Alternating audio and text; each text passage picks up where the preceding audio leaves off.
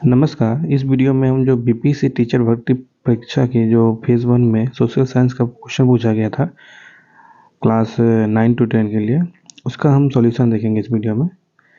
तो 1 से लेकर जो 40 क्वेश्चन है जनरल स्टडी का क्वेश्चन, तो क्लास 9 10 के हर एक क्लास के लिए एक था, मतलब कॉमन था। तो उसका सॉल्यूशन दूसरे वीडियो में बना दिया गया है। उसका लिंक डिस्क्रिप्शन बॉक्स में, वहाँ जाकर आप देख सकते हैं। तो इस वीडियो में हम क्वेश्चन नंबर 41 से देखेंगे आगे।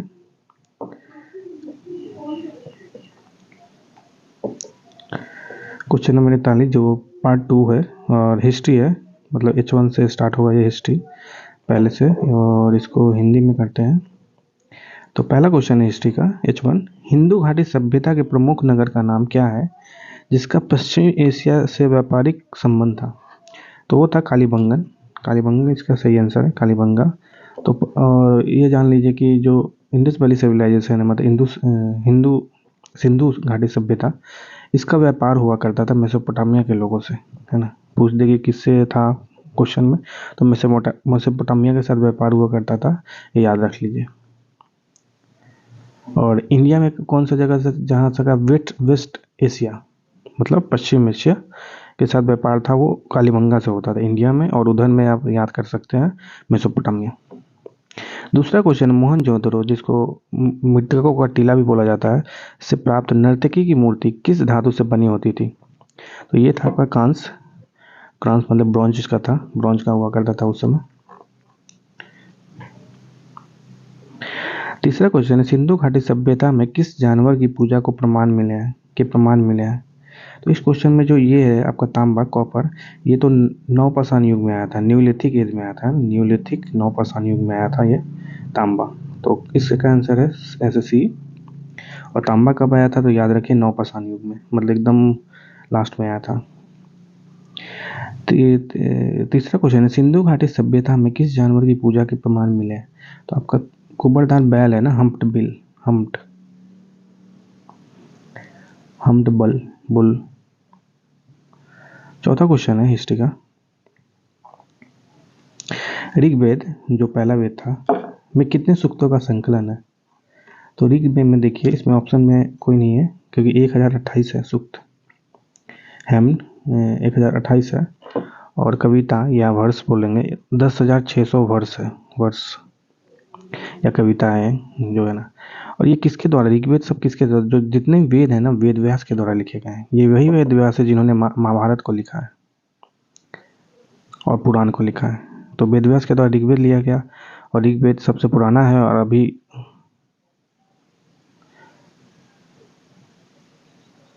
अभी सबसे लेटेस्ट, सबसे बाद का कौन, अथर्ववेद है, जिसमें बिहार के बारे में चर्चा भी है, अथर्ववेद याद रखिए। तो 1028 इसका आंसर है, इसके कारण इसका आंसर हो जाएगा आपका ई, आंसर ये है इसका। पांचवा हिस्ट्री का क्वेश्चन है, किरातार्जुनीय किसने लिखा था? तो देखिए ऑप्शन में नहीं है कोई, इसको लिखा था क्योंकि भारवी ने लिखा था, भारवी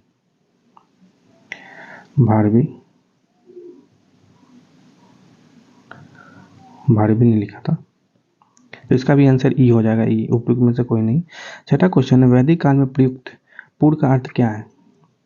तो पुर देखिए, मुजफ्फरपुर ये सब है, आज भी समझ सकते हैं ना। तो एक तरह से क्या होता था ये, दुर्ग, फोर्ट, है ना, किला, मतलब घेराबंदी एक तरह से जो कर रहे हैं आप जगहों का, तो वो है एक तरह से, ये इसका आंसर ये हो जाएगा, दुर्ग। सातवां क्वेश्चन है, ऋग्वेद तक्षण किसे कहते थे?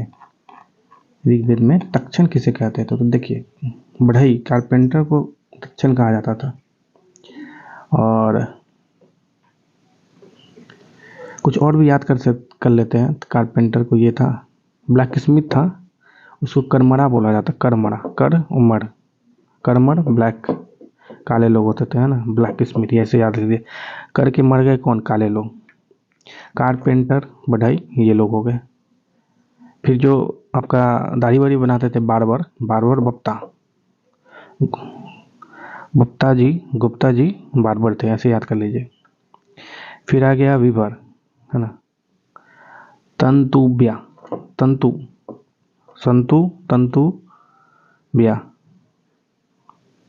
ये आपके वीवर हुआ करते थे, है ना, कढ़ाई का काम करते थे ये वीवर। ये सब थोड़ा मेन है, याद करके रख लीजिए। तो बढ़ई है आपके तक्षण पढ़ई हो गए आपको। फिर काले लोग क्या हो गए, कर्मठ हो गए, करके मर गए, है ना। फिर आपका बाल कौन कहा रहे, गुप्ता मतलब बप्ता बप्ता। और फिर याद कीजिए वीवर में तंतु गया, तंतु तंतु तंतु है वीवर। और 8वां क्वेश्चन है, मौर्यकालीन काकनी किस धातु के बने सिक्के थे। तो ये कॉपर का हुआ करता था मौर्य काल में। कॉपर का जो सिक्का होता था उसको काकनी बोलते थे। मौर्य काल को स्टार्ट किसने किया था, चंद्रगुप्त मौर्य। इस यहीं यहीं पे था आपके कौटिल्य, राजा विष्णुगुप्त। अच्छा, 9वां क्वेश्चन है, विश्व का पहला गणतंत्र वैशाली में किसके द्वारा स्थापित किया गया था। ना तो मौर्य नंद गुप्त ये नहीं थे, वो लिच्छवी न होते थे, इनको लिच्छवी बोला जाता है। लिच्छवी जो लिच्ची है ना, लिच्ची, तो उसी तरह लिच्छवी थे। टोटल 8 गणराज्यों का मिला के वैशाली गणतंत्र बनता था, है ना। एक तरह से याद 8 छोटे छोटे टुकड़ों को मिला के, जैसे कि है ना, जैसे आज से मंडल पढ़ते हो, मंडल मंडल बिहार में कितने हैं, 9। तो बहुत सारे डिस्ट्रिक्ट को मिला के मंडल बनता है ना, जिला को मिला के। तो ऐसे ही समझ लीजिए, ये जो वैशाली था ना, इसके अंदर में 8 जिले थे, एक तरह समझ लीजिए। नंबर 10वां क्वेश्चन है, कौटिल्य के अर्थशास्त्र कितने अधिकरणों में विभाजित है। तो देखिए, तो अधिकरण पूछ रहा है आपको। अर्थशास्त्र किसकी किताब है, पहले ये जान लीजिए। अर्थशास्त्र समाजशास्त्र मतलब पॉलिटिक्स की किताब है, याद रख लीजिए, पॉलिटिक्स की किताब है ये कोई इकोनॉमिक्स का किताब नहीं है। पॉलिटिक्स क्वेश्चन में ऑप्शन में रहेगा, आपको पूछेगा इकोनॉमिक्स तो नहीं, ये पॉलिटिक्स की किताब है ना, जो मोदी और राहुल गांधी सब करते, उस पॉलिटिक्स की बात कर रहा हूँ मैं। तो उसमें अधिकरण कितने हैं, अधिकरण है आपके कितने अधिकरणों में विभाजित है।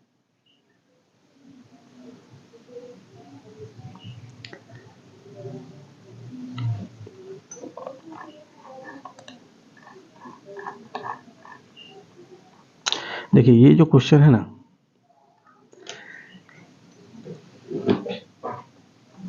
तो इसके अधिकरण थोड़े 15 थे, 15 अधिकरण थे इसके। ये कौटिल्य के अर्थशास्त्र में कितने अधिकरण थे, 15 अधिकरण थे। 11वां क्वेश्चन, इल्तुतमिश ने बिहार में अपना प्रथम सूबेदार किसे नियुक्त किया गया था। तो इसका आंसर ऐसे देख लीजिए, इसका आंसर ई हो जाएगा, ई, क्योंकि कोई ऑप्शन में है नहीं, है ना। 10वां का आंसर ई है। 11वां का आंसर भी आपका ई हो जाएगा, क्योंकि कोई नहीं है इसमें। मलिक जानी था, मलिक जानी, मलिक जानी, मलिक जानी था।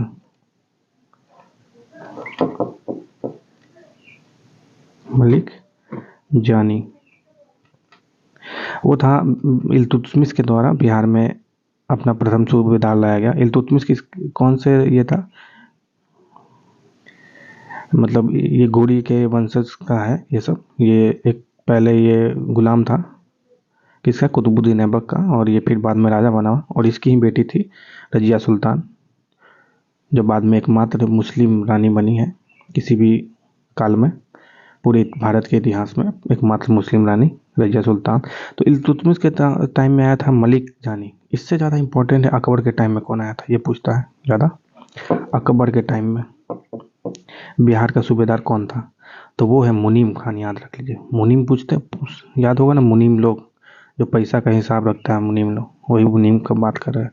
तो मुनीम खान अकबर के टाइम में था, ये ज़्यादा इंपॉर्टेंट है। तो इसका आंसर भी ई हो जाएगा, ई। 12वां क्वेश्चन है, बिरसा मुंडा का कार्यक्षेत्र कौन सा था। तो देखिए रांची है एक तरह, रांची या झारखंड का कोई जगह आ जाए तो समझ लीजिए वो सब है क्षेत्र। मेन तो रांची हो, क्योंकि कैपिटल भी है। तो 13वां क्वेश्चन है, 1857 की क्रांति में बिहार के नेता कौन थे। तो बिहार के नेता थे, देखिए इसमें कोई नहीं है, आपको बिहार के नेता थे वीर कुंवर सिंह, है ना। वीर कुंवर सिंह उनको बोला जाता है। कहाँ से वो थे, अररिया से थे, आरा से थे, आरा, आरा जगदीशपुर, आरा, आरा जिसको जगदीशपुर भी बोलते हैं आज में, पहले। तो वहाँ से थे हमारे वीर कुंवर सिंह, या भी बोल सकते वीर कुंवर सिंह, कुंवर सिंह। 70 साल की उम्र में इन्होंने चने चबा दिए थे अंग्रेजों के। 14वां क्वेश्चन है, मगध की प्रथम राजधानी कौन सी थी? तो ग्रीवराज, या उसी को आज राजगिरी भी बोला जाता था, ग्रीवराज, राजगिरी या राजगीर, आज का राजगीर जो है वही सब एक है। तो पहला राजधानी ये था। दूसरा राजधानी बना था वैशाली, और तीसरा पाटलिपुत्र बना था, याद होना चाहिए। लास्ट में पाटलिपुत्र बना था, और काल अशोक के टाइम में भी ये पाटलिपुत्र की राजधानी बनी थी। उससे पहले भी बना था ये राजधानी, पर बाद में फिर इसको बदल दिया गया। उदयन के टाइम में पहली बार पाटलिपुत्र बना था राजधानी, उदयन। फिर आया काल अशोक, काल है ना, काल अशोक करके एक राजा है। इसके टाइम में जब पाटलिपुत्र राजधानी बनी थी बिहार की, मगध की, या बोलिए उस तरह से बिहारी था वो, समझिए। तो मगध की जब राजधानी पाटलिपुत्र या पटना बनी थी उस समय काल अशोक के टाइम में, उसके बाद से लेकर ही बिहार की राजधानी हमेशा के लिए मगध की राजधानी हमेशा के लिए पाटलिपुत्र रह गई। यह इंपॉर्टेंट है। तो क्वेश्चन पूछेगा कि कौन से राजा के बाद पाटलिपुत्र अस्थायी तौर पर मगध की राजधानी बन गई? तो वो है आपका काल अशोक, याद रखिएगा। पहली बार किसके टाइम में होता है? उदयन के टाइम में हुआ था, जहाँ तक मुझे याद है उदयन के टाइम में पहली बार पाटलिपुत्र आया था, पर फिर से वैशाली बना दिया गया। तो इसका आंसर ऐसे ये हो जाएगा सी। 15वां क्वेश्चन है, उस स्रोत का नाम बताइए जिसमें पाटलिपुत्र के प्रशासन का वर्णन उपलब्ध है। तो देखिए वो इंडिका है। इंडिका किताब को किसने लिखा? तो मेगास्थनीज ने लिखा, मेगास्थनीज। मेगा मेगा है ना, मेगा सेल आता है वो वाला मेगा, मेगास्थनीज। इसको इंग्लिश में मैं लिख देता हूँ, MEGA, मेगा, STHENES, मेगास्थनीज था, उसने लिखा है। तो इसमें मतलब कि पाटलिपुत्र के प्रशासन के बारे में चर्चा है, और बहुत ही अच्छा मतलब बताया था कि बहुत ही सुंदर दृश्य है पटना का, बहुत अच्छे वर्णन किया गया, पॉजिटिव में वर्णन किया गया इस किताब में बिहार और पाटलिपुत्र के बारे में, मगध के बारे में। और ये इंडिया को किसने लिखा? मेगास्थनीज ने लिखा। ये कौन था? ये दूत था किसका? सेलुकस निकेटर का दूत था। ये भी पूछता है, ये किसका दूत था? Seleucus Nicator. और निकेटर, सेलुकस निकेटर किसका दूत था, कि किसके साथ आया था पहली बार भारत? ये आया था यही विश्व विजेता, कौन था जो सब जगह जीत लिया था? ये था आपका अलेक्जेंडर द ग्रेट, जो था ना, जो सब जगह जीतते जीतते आए और भारत में जाके फंस गया। उसके बाद उसने सब कुछ जीतना, पूरे दुनिया को जीतने का विचार छोड़ दिया। तो उसका दूत था सेलुकस निकेटर, उसका दूत था मेगास्थनी, और उस मेगास्थनी ने इंडिका की वर्णन किया। इंडिका को लिखा आपने खुद से। तो 16वां क्वेश्चन है, मदद ए मास मुगल प्रशासन में किससे संबंधित था? तो ये था विद्वानों को दी जाने वाली राजस्व मुक्ति भूमि, मतलब टैक्स फ्री जो लैंड देते थे उसको मदद ए मास बोलते थे। 67वां क्वेश्चन है, पूना समझौता का उद्देश्य क्या था? तो बहुत इंपॉर्टेंट चीज़ है ये पूना समझौता। इसमें यही था, जो दलितों वर्ग का प्रतिनिधित्व इसको बढ़ा दिया गया। कितना बढ़ा दिया गया? 80 से 148 कर दिया गया।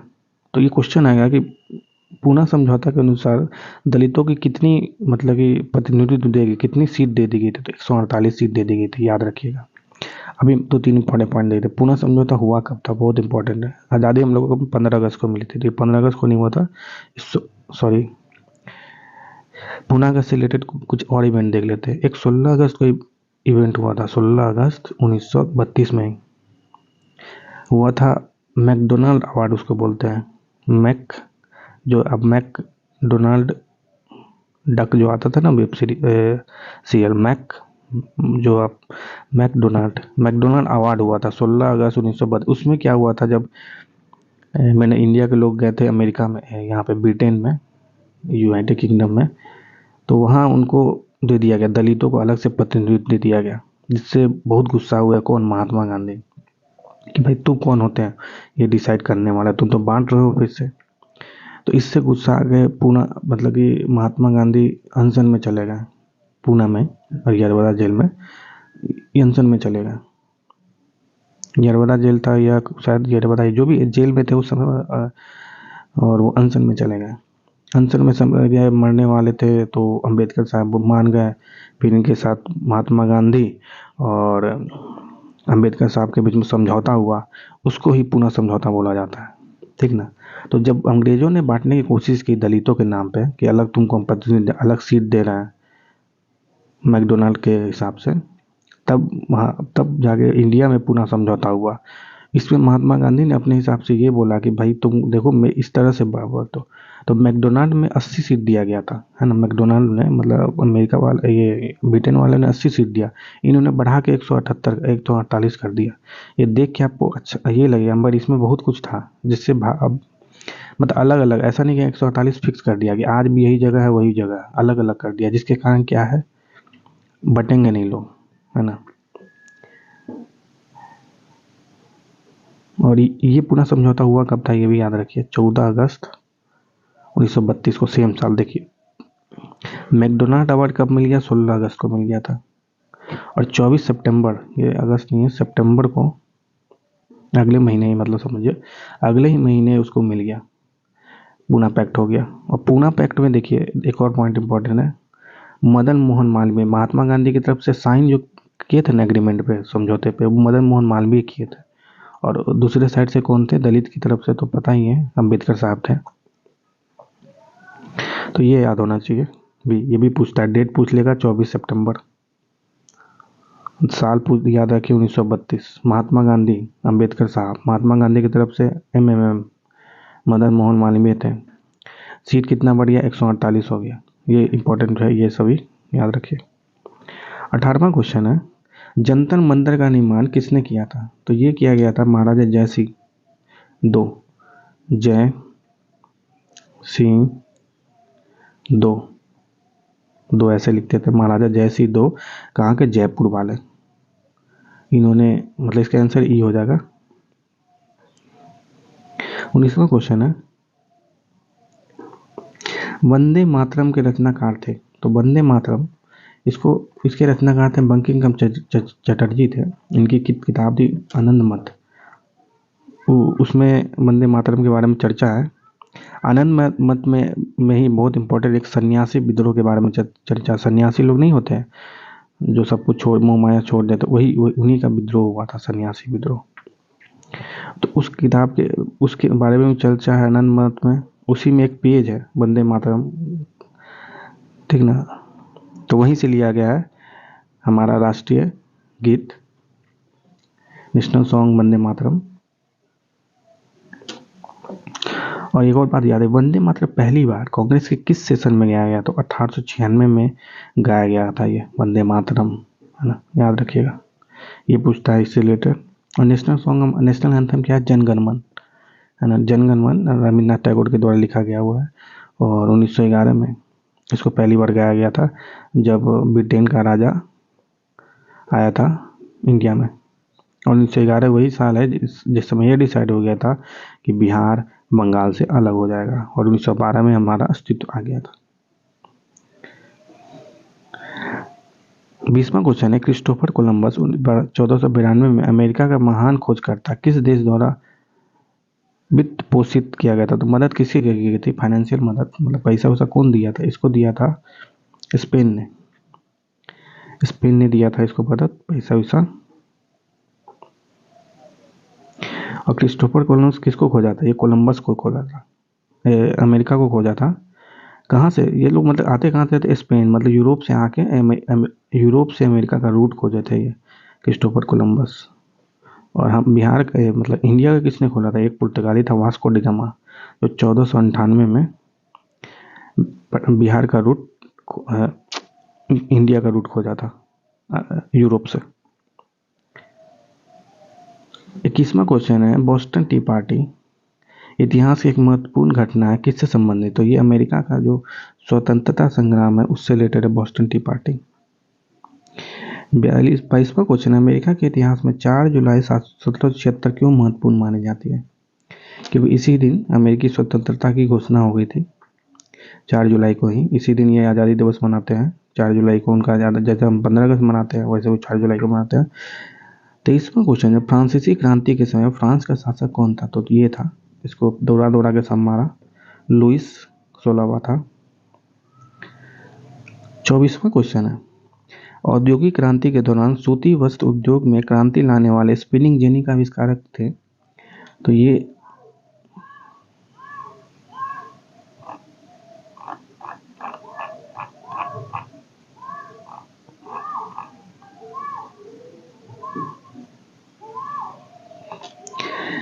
जेम्स हारगिब्स ने स्पिनिंग जेनी का मतलब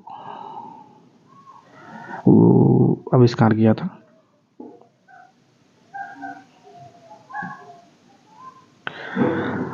25वां क्वेश्चन है 1831 में यंग इटली मूवमेंट जिसका उद्देश्य था गणतंत्र स्थापित करना है किसके द्वारा प्रारंभ किया गया था? तो वो था मजनी। इटली वाला जो फेमस था स्वतंत्र एक तरह से मानिए मजनी था, मजनी। यंग इटली मूवमेंट इसने स्टार्ट किया था। इसका आंसर ई हो जाएगा, कोई ऑप्शन में है नहीं। इसका पूरा नाम था गिस्पी मजनी। मजनी मजनी याद रखिए, उसी से काम हो जाएगा। 26वां क्वेश्चन है जर्मनी के एकीकरण का वास्तुकार कौन था जो रक्त एवं लौह नीति पर विश्वास करता था? तो ये था ओटो वन बिस्मार्क। ये याद रखिए, बिस्मार्क। बिस्मार्क कहाँ का?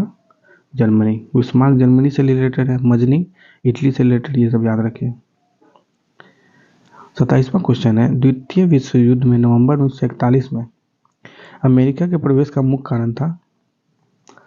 तो मुख्य कारण क्या था? इसमें से कोई नहीं है, क्योंकि जापान वालों ने पर्ल हार्बर एक करके पोर्ट है, बंदरगाह है, PARLL, पर्ल वही मोती, पर्ल हार्बर, यहाँ पे बम मार दिया था। कौन मार दिया था? जापान। बड़ा ताकतवर था उस समय जापान, तो बम मार दिया। इसमें बम मार दिया तो बहुत लोग मर गए, तो इसमें अमेरिका गुस्सा हुआ, 1941 में कूद गया विश्व युद्ध में। तो इसका आंसर ई हो जाएगा। 28वां क्वेश्चन है जब मार्को पोलो ने चीन का दौरा किया था तब वहां का शासक कौन था? तो वो था Kublai Khan. Kublai Kublai Kublai Khan था वहां का। 29वां क्वेश्चन संयुक्त राज्य अमेरिका में पहली अंग्रेजी बस्ती कौन सी थी? तो जेम्सटन करके था संयुक्त राज्य अमेरिका का पहला अंग्रेजी बस्ती, जेम्सटन। 30वां क्वेश्चन है टेनिस कोर्ट की शपथ किस क्रांति से संबंधित है? तो फ्रांसीसी क्रांति से संबंधित है। लुइस 16 राजा था उस समय। 31वां क्वेश्चन है मित्र राष्ट्रों ने सर्वेस की संधि किस देश के साथ की थी? तो तुर्की के साथ की थी, टर्की, जो आज का नाम तुर्की है, नाम है तुर्की है, आज का नाम है उसका। 32वां क्वेश्चन है 1773 में फ्लाइंग शटल मशीन का आविष्कार किसने किया था? तो देखिए फ्लाइंग शटल बनाया था जॉन के हारगिव्स ने बनाया था। स्पिनिंग जेनी ऊपर क्वेश्चन आया भी है, देख लीजिएगा। और एडमंड कार्टर ने बनाया था पहला ऊल कॉम्बिंग मशीन। ऊल को मतलब कॉम्बिंग मशीन, ऊल मतलब ऊन से रिलेटेड कौन है? कार्ट राइट है, याद रखिएगा। तो इसका आंसर बी हो जाएगा। 32 का आंसर बी है, के है फ्लाइंग शटल बनाने वाले। 33वां क्वेश्चन है किस संधि के द्वारा 30 वर्षीय युद्ध की समाप्ति हुई थी? तो ये था वेस्टफेलिया की संधि। और ये 30 वर्षीय युद्ध हुआ कहाँ था? यूरोप में हुआ था। इसमें बहुत सारे देश थे और उसके बाद यूरोप का नक्शा बदल गया था इसके बाद, इस संधि के बाद। 34वां क्वेश्चन पेरिस शांति सम्मेलन में इटली का प्रतिनिधित्व किसने किया था? तो वो था ऑरलैंडो था इटली का प्रतिनिधित्व करने में पेरिस शांति सम्मेलन में। तो देखिए ये पेरिस शांति सम्मेलन कब हुआ था? 1919 में हुआ था। वर्ल्ड वॉर से रिलेटेड ये बहुत इंपॉर्टेंट पॉइंट है। और ब्रिटेन से कौन थे? लॉयड थे। मतलब 4 नेता थे इस समय पेरिस शांति सम्मेलन के, 4 थे। इटली के तो ये हो गया ऑरलैंडो। लॉयड थे ब्रिटेन के, मतलब लंदन के समझिए, यूनाइटेड किंगडम जो भी समझिए। ऑरलैंडो इटली के हो गए। क्लेमेंसियो CLEMEN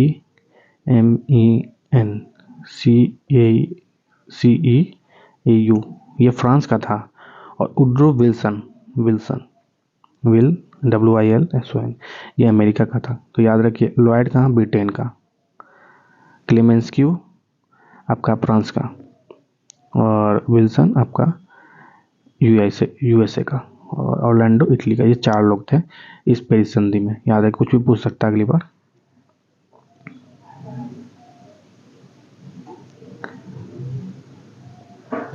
तो इस ऑप्शन में जो ये है ना, यही है फ्रांस का था नेता। अमेरिका का विल्सन हो गया, ठीक, याद रखिए। 35वां क्वेश्चन है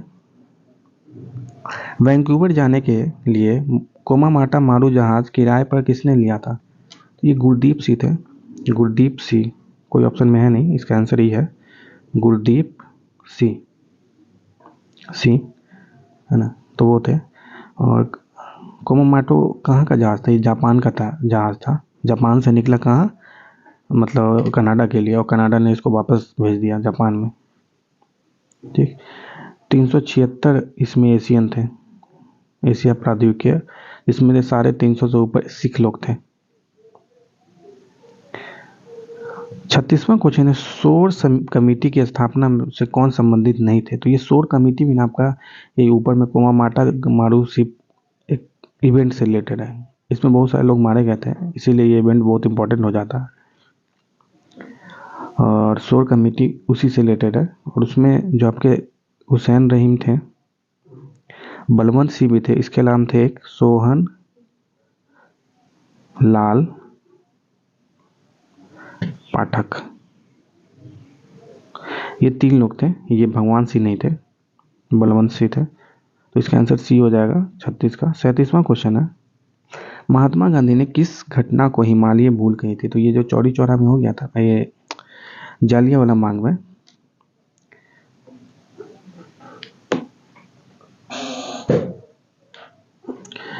ऐसे चौरी चौरा इंसिडेंट को उन्होंने बोला था हिमालय भूल।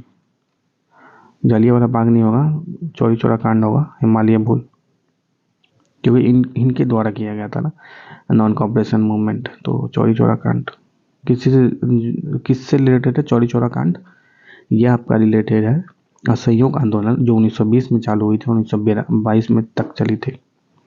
38वां क्वेश्चन है, चटगांव शस्त्रागार पर हमले के दौरान कौन महिला क्रांतिकारी मारी गई थी?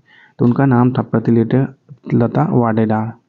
तो ये चटगांव जो शस्त्रागार पर हमला था, ये किन नेता के कौन सा रिवोल्यूशनरी के अंदर में हुआ था? सूर्य सेन नाम ये रखिएगा, मास्टर दा इनको बोलते थे, सूर्य सेन, मास्टर सूर्य सेन, मास्टर दा, मास्टर मतलब वही जो मास्टर है ना, टीचर बन रहे हैं आप, वही सूर्य सेन का बात कर रहे हो, वही मास्टर। तो सूर्य सेन के नेतृत्व में हुआ था चटगांव। चटगांव कहाँ है? अभी बहुत बड़ा बंदरगाह है बांग्लादेश में, उसमें बंगाल हुआ करता था, बंगाल का ये जगह था। और 30वां क्वेश्चन है, इनमें से कौन क्रांतिकारी काकोरी ट्रेन कांड से संबंधित नहीं था? तो अशफाकुल्ला खान थे, अशफाकुल्ला खान थे, रामविलास प्रसाद बिस्मिल थे, चंद्रशेखर आजाद थे, ये प्रफुल्ल चाकी नहीं थे। तो इसका आंसर सी हो जाएगा। 40वां क्वेश्चन है इतिहास का, 1 नवंबर 1913 को गदर का पहला अंक किस भाषा में प्रकाशित हुआ? तो वो हुआ था आपका उर्दू में, पहला जो अंक था उर्दू में प्रकाशित हुआ था, गदर। तो गदर पार्टी बनी थी, कहाँ पे बनी थी? यूएसए, सैन फ्रांसिस्को यूएस में बनी थी। तो ये था 40 का क्वेश्चन इतिहास का। अब पार्ट 2 में जाते हैं हम, पार्ट 2 जिसमें ज्योग्राफी का क्वेश्चन है, पार्ट 2 में ज्योग्राफी का क्वेश्चन अब जाते हैं वहाँ पर। तो पहला क्वेश्चन है आपका, वल्नरेबल स्पीशीज इन इंडिया। तो ये सभी है वल्नरेबल, मतलब इनको देख रेख की जरूरत है ना, तो इसका आंसर डी हो जाएगा। ऐसे अगर आयुसीन के हिसाब से पूछे, क्योंकि आयुसीन के हिसाब से इसने 9 कैटेगरी बना रखी है, उसमें से एक कैटेगरी होती है असुरक्षित, वल्नरेबल होती है, वल्नरेबल असुरक्षित होती है। पर असुरक्षित अगर आयुसीन के हिसाब से जाएंगे तो इसमें से कोई नहीं है, पर ये नॉर्मल पूछ रहा है असुरक्षित प्रजाति इंडिया में कौन है, ज़्यादा दिमाग नहीं लगाना, और सभी है, क्योंकि इसको अभी को देख रेख की जरूरत है। अगर आयुसीन के हिसाब से बोले तो ये है इंडेंजर्ड एशियाटिक हाथी, गेनेटिक डेवलपमेंट जरूर याद रखिए, क्योंकि ये हमारा नेशनल मतलब एक्वेटिक एनिमल है, और ये बिहार में पाया जाता है, याद रखिए। इसका अभ्यारण्य है पटना में, अभ्यारण्य यहाँ पे है भागलपुर में है, याद रखिए। भागलपुर या बेगूसराय भूल गया मैं, याद नहीं आ रहा है, पर जो भी है इंडिया मतलब बिहार से रिलेटेड बहुत इंपॉर्टेंट ये जंतु है, तो याद रखिए। ये इंडेंजर्ड स्पीशीज आता है, इंडेंजर्ड आयुसीन के हिसाब से। आयुसीन कौन सा किताब लाता है? रेड डेटा बुक, रेड लाल लाल है ना, खतरनाक है। तो ये डेल्फिन को अच्छे से याद रखिए अलग से। आयुसीन पूछा तो इसका आंसर कोई नहीं होगा, ई हो जाएगा, क्योंकि वल्नरेबल कोई नहीं है, ये इंडेंजर्ड है, ये भी इंडेंजर्ड है, ये लिस्ट कंसर्न है, मतलब इसको थोड़ा कम देख रेख की जरूरत है, काला हिरन को, मतलब अच्छी मात्रा में, ये कहने का मतलब। ये सब को नहीं देखा तो खत्म हो जाएगा कुछ समय में, तो कम मात्रा में ये। आयुसीन के हिसाब से, पर नॉर्मल क्वेश्चन देखिएगा तो इसका आंसर डी है, क्योंकि ये सभी को वनरेबल है, असुरक्षित है, इनको देखने की जरूरत है, देख रेख की जरूरत है। दूसरा क्वेश्चन है, भारत में वन संसाधनों के ह्रास का प्रमुख कारण क्या है? तो भाई कृषि का जो विस्तार हो रहा है, जिसके कारण पेड़ वेड़ काटे जा रहे हैं, वही है विस्तार इसका मुख्य कारण। तीसरा क्वेश्चन है, पारिस्थितिक खेती की परम तीसरा क्वेश्चन है, पारिस्थितिक खेती की परंपरागत विधियों द्वारा नई पद्धतियों के विकास को किसके द्वारा प्रचलित किया गया है? तो नवधान्य, तवा मत्स्य संघ, तो ये हो गया इसका आंसर, डी हो जाएगा, डी। चौथा क्वेश्चन है, सरदार सरोवर बांध निम्नलिखित में से किन राज्यों को कवर करता है? मतलब कि वहाँ पे पानी वानी देता है या उस पर बांध बना हो। तो गुजरात भी है, राजस्थान भी है, महाराष्ट्र भी है और मध्य प्रदेश है, 4 राज्य है टोटल, तो इसका आंसर ये हो जाएगा। पांचवा क्वेश्चन है, अधिकांश नदी घाटी परियोजनाएं जो बाढ़ की रोकथाम के लिए भी निर्माणित हुई, परंतु इससे बाढ़ की स्थिति और भयावह हुई क्योंकि इनके जलाशयों में अत्यधिक अवसाद जमा हो गया।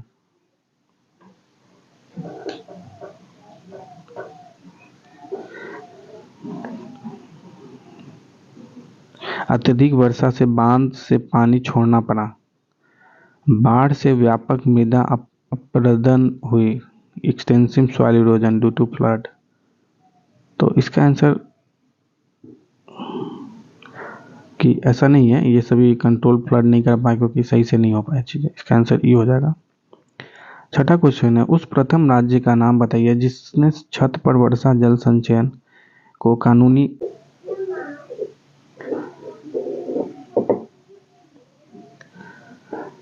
छठा क्वेश्चन है, उस प्रथम राज्य का नाम बताइए जिसने छत पर वर्षा जल संचयन को कानून द्वारा अनिवार्य कर दिया। तो वो तमिलनाडु है, तमिलनाडु ने कानूनी रूप से जल संचय को प्रोत्साहन किया है, मतलब बढ़ाया है।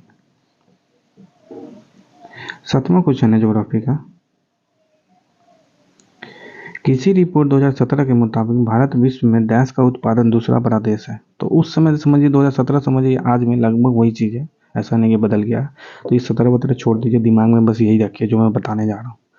तो देखिए, दूसरे नंबर पे हम आते हैं चावल में, गेहूं में मतलब बीट में, कपास में, गन्ना में, एकदम ये 4 बहुत इंपॉर्टेंट है, ये याद होना चाहिए आपको। दूसरे नंबर पे हम आते हैं इसमें चावल, गेहूं, ये सब में। ठीक, चावल में 1 नंबर पे कौन सा देश आता है? चाइना आता है, पर वो चाइना इतना अपना पॉपुलेशन है कि पूरा खा जाता है।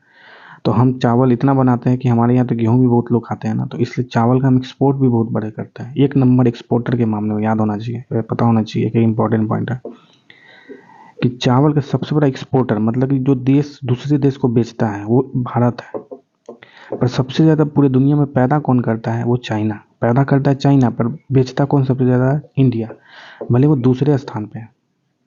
कपास, गन्ना भी दूसरे स्थान पे, हम गेहूं भी दूसरे स्थान पे, ये 4 चीज़ याद होना चाहिए। तो पहले स्थान पे हम क्या है? अभी अभी हम मिल्क में 1 नंबर बने हैं, दूध उत्पादन में 1 नंबर बने हैं। बहुत इंपॉर्टेंट ये हो जाता है क्योंकि अभी अभी हम बने हैं, रिसेंटली बने, ऐसा नहीं बहुत लंबे समय से थे। अभी हम बने 1 नंबर। दाल तिलहन के में या जूट में 1 नंबर। तो सबसे इंपॉर्टेंट 1 नंबर में मिल्क है क्योंकि अभी अभी बने, याद रखिएगा। तो ये सभी सही है, तो इसका आंसर हो जाएगा डी। 8वां क्वेश्चन है, किसानों के फायदे के लिए संस्थागत सुधार था लैंड रिफॉर्म, जो 1951 के आसपास किया गया था।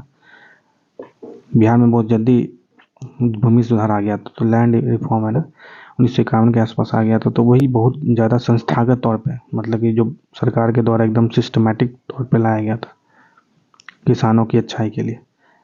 8वां और 9वां क्वेश्चन है, झारखंड का कोडरमा निम्नलिखित में से किस खनिज का प्रमुख उत्पाद है? तो माइका, अभ्रक का मुख्य उत्पादन है झारखंड का कोडरमा। 10वां क्वेश्चन है, भारत का एकमात्र उद्योग जो आत्मनिर्भर एवं मूल्य श्रृंखला से पूर्ण है, वो कपड़ा उद्योग है।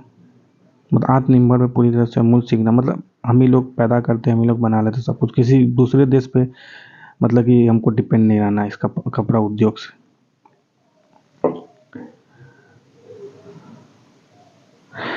11वां क्वेश्चन है, खरीफ फसल का उदाहरण कौन सा है? तो मक्का जो है ना खरीफ फसल है। खरीफ कौन सा होता है? जो जो आप मतलब गर्मी में उगाते हैं ना उसको खरीफ बोलते हैं। जो ठंडा में उगाते हैं मतलब समझ रहे जिसका जो गेहूं वहूं है ना, तो जैसे गेहूं हो गया, मटर भी ठंडा में मिलता है, तो ये सब आपको रबी रबी रबी आएगा।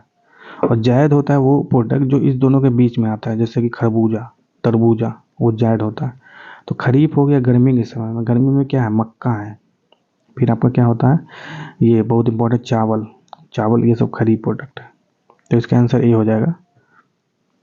12वां क्वेश्चन है, कौन सी फसल विकसित होने में लगभग 1 वर्ष का समय लेती है? तो वो है आपका अ, गन्ना। जो शुगर केन है, गन्ना है, 1 साल का लगभग समय लेते, तो इसका आंसर हो जाएगा ई। 13वां क्वेश्चन, राष्ट्रीय राजमार्ग किसके द्वारा बिछाए निर्मित का संचालित होती है? तो NHAI। राजमार्ग किसके द्वारा? राष्ट्रीय राजमार्ग प्राधिकरण भारत। फिर आपका आ गया 14वां क्वेश्चन है, वार्षिक रिपोर्ट 2016-17 के अनुसार भारत विश्व पर्यटन में किस स्थान पे है? भारत पर्यटन में किस स्थान पे है? तो भारत अभी 7वें पोजीशन पे है, तो इसका आंसर हो जाएगा ई। ई आंसर है इसका, क्योंकि 7वें पोजीशन पे हम 7। 15वां क्वेश्चन, जलोढ़ मिट्टी को उसकी आयु के आधार पर वर्गीकृत किया जाता है। नई जलोढ़ मिट्टी को क्या नाम दिया गया है? तो नई को बोलते हैं खादर।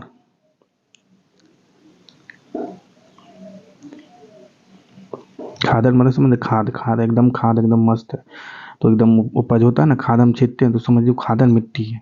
नई जलोढ़ मिट्टी को, कौन सी मिट्टी कपास उगाने के लिए आदर्श है? तो जो काली मिट्टी होती है ना, वो कपास कॉटन प्रोडक्शन के लिए बहुत ज़्यादा मदद करती है।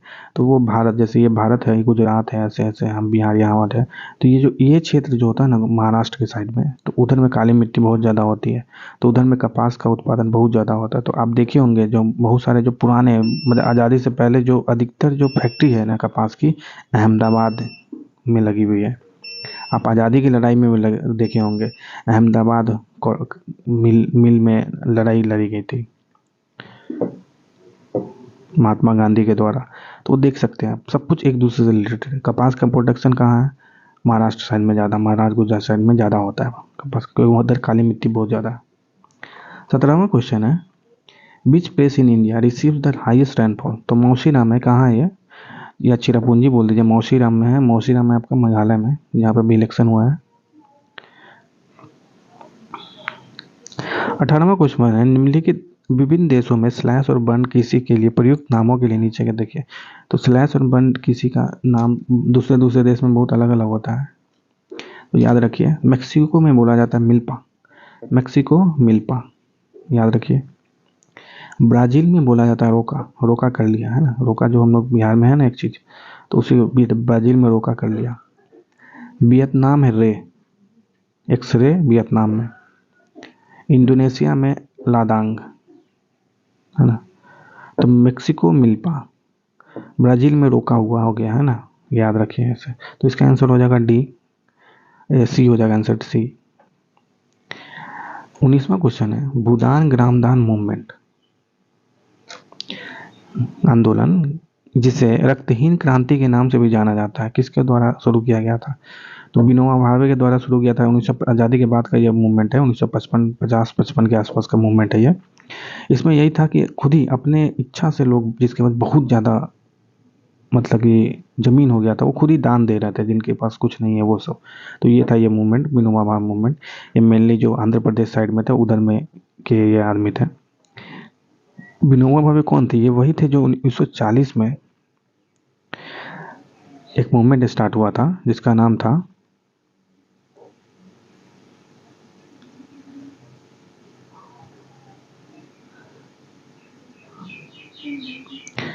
सेल्फ, मतलब कुछ था खुद से, मतलब सत्याग्रह, आत्म सत्याग्रह कुछ नाम था, ऐसा ही था। उसके पहले पहले बात तो पहले सत्याग्रही थे विनोबा भावे, वो वही थे। 20वां क्वेश्चन है, 20वां क्वेश्चन है 10 कुछ टूथपेस्ट में चमक किस खनिज से आती है? तो ये माइका के कारण आता है, अब्रक के कारण, और सबसे ज़्यादा कहाँ? झारखंड में। कोडरमा कोडरमा जो जगह है वहाँ पर। 21वां क्वेश्चन है, बिहार में कौन सा थर्मल पावर प्लांट मौजूद है? तो ये बरौनी है, जिसको रसिया की मदद से बनाया गया थर्मल पावर प्लांट, बरौनी। 22वां क्वेश्चन है, डैश भारत में एक प्रमुख शक्ति प्रदान करने वाला निगम है और इसके पास पर्यावरण प्रबंधन प्रणाली 14001 के लिए ISO प्रमाणन है। तो ये NTPC है। देखिए, तो एक चीज़ यहाँ से, एक और चीज़ याद है, 14001 पूछ लेगा किससे रिलेटेड, तो पर्यावरण प्रबंधन प्रणाली से रिलेटेड। ISO मतलब ये कोड होता है, ISO 14001 किसी को दे दिया गया, कोई कंपनी को या कोई इंस्टीट्यूशन को दे दिया जाता है, मतलब ये पर्यावरण से रिलेटेड जो हमें रक्षा के लिए जो भी चीज़ करना है वो सभी पे खरा उतरता है ये कंपनी। ये कहने का मतलब होता है 14001 का ये मतलब हुआ। तो NTPC है। 23वां क्वेश्चन है, स्वर्णिम चतुर्भुज सुपर हाईवे समय और दूरी को कम करने के लिए भारत के 4 प्रमुख शहरों को जोड़ता है। निम्नलिखित में से किस विकल्प में ये शहर शामिल है? तो ये है आपका दिल्ली, कोलकाता, चेन्नई, मुंबई। 24वां क्वेश्चन, निम्नलिखित में से कौन सा बंदरगाह आज़ादी के बाद सबसे पहले बनाया गया था? तो ये था आपका बंदरगाह कांडला। कहाँ पर है? गुजरात में है। 25वां क्वेश्चन है, झारखंड, छत्तीसगढ़ और मध्य प्रदेश राज्य खनिजों और डैश के निक्षेप के मामले में समृद्ध है। तो कोयला यहाँ बहुत ज़्यादा मिलता है। 26वां क्वेश्चन, निम्नलिखित में कौन सा देश विश्व में चावल का सबसे बड़ा उत्पादक है? तो चावल का देखिए उत्पादक बोला था ना, चीन है, और भारत सबसे दूसरे नंबर पे आता है, पहले पे ये है। और सबसे बड़ा निर्यातक कौन है? तो भारत है। उत्पादक है चीन, पर निर्यातक है सबसे बड़ा भारत। 27वां क्वेश्चन है, भारत में राष्ट्रीय वन नीति किस वर्ष से लागू की गई थी? तो ये था 1952। ये ऑप्शन हो जाएगा इसका। 28वां क्वेश्चन, अल्मुनियम किससे कच्चे माल से निकाला जाता है? तो अल्मुनियम आपका बॉक्साइट से निकलता है, बॉक्साइट से। और गैलीना से क्या निकलता है? लीड निकलता है, लीड। लीड को PB बोला जाता है। क्यूपराइट से इसे कॉपर आ गया, तांबा। 29वां क्वेश्चन है, गोबी मरुस्थल कहाँ स्थित है? तो ये ठंडा मरुस्थल है ना, ये चाइना जो है और ऊपर में मंगोलिया है, इस दोनों के बीच में गोबी मरुस्थल, इसको ठंडा मरुस्थल बोला जाता है। कुछ गर्म मरुस्थल, जैसे इंडिया में कौन सा है? थार करके जो राजस्थान में है, थार मरुस्थल। तो वो गर्म मरुस्थल, मतलब गर्मी बहुत ज़्यादा पैदा है। पर गोबी जो है ना, ये ठंडा मरुस्थल, याद रखिएगा। ये कहाँ पे है? चीन में है। 30वां क्वेश्चन है, सीन नदी किस नगर से होकर बहती है? सीन नदी, तो ये देखिए पेरिस में है। पेरिस कहाँ पे है? आपका फ्रांस में है। और पेरिस में याद रखिएगा, अभी बहुत इंपॉर्टेंट, 2024 में ओलंपिक यहीं पे होने वाला है, पेरिस में। 31वां क्वेश्चन है, विश्व में कच्चे पटसन का प्रमुख उत्पादक है? इंडिया, भारत। 1 नंबर मैंने बताया था, मिल्क अभी सबसे इम्पोर्टेंट है। आपको पटसन पूछ दिया, ठीक है, मिल्क याद रखिए जरूर। दूध में 1 नंबर पे हम आ गए हैं। 32वां क्वेश्चन, निम्नलिखित में से किस भारतीय राज्य में लौह अयस्क उपलब्ध नहीं है? तो हमारे बिहार में कुछ नहीं है, बस सोना मिला है अभी, जमुई में मिला है 42%। पूरे भारत का लगभग 42% भंडार सोने का कहाँ पे है? बिहार में है। सोना मतलब गोल्ड, वही जो आप पहन रहे हो। और कहाँ पे? जमुई में, याद रखिए, जमुई में। 33वां क्वेश्चन, दक्षिण गंगोत्री कहाँ स्थित है? तो ये देखिए, ये जो है ना, ये लैब है, लैब मतलब लेबोरेटरी, जहाँ पे रिसर्च का काम होता है। अंटार्कटिका में बनाया गया था भारत के द्वारा, और अब ये ख़त्म हो गया, 1981 में बनाया गया था। अब ये खत्म, मतलब एक तरह से हो गया। इसकी जगह पे मैत्री करके और दूसरा, मतलब कि वहीं पर जो बनाया गया है मतलब लैब, उसका नाम है भारती। तो भारती, मैत्री या दक्षिण गंगा कहाँ पे? अंटार्कटिका में, सब अंटार्कटिका में, याद रखिएगा। ये सभी रिसर्च लैब है, रिसर्च करने के लिए वहाँ पे बना दिया गया।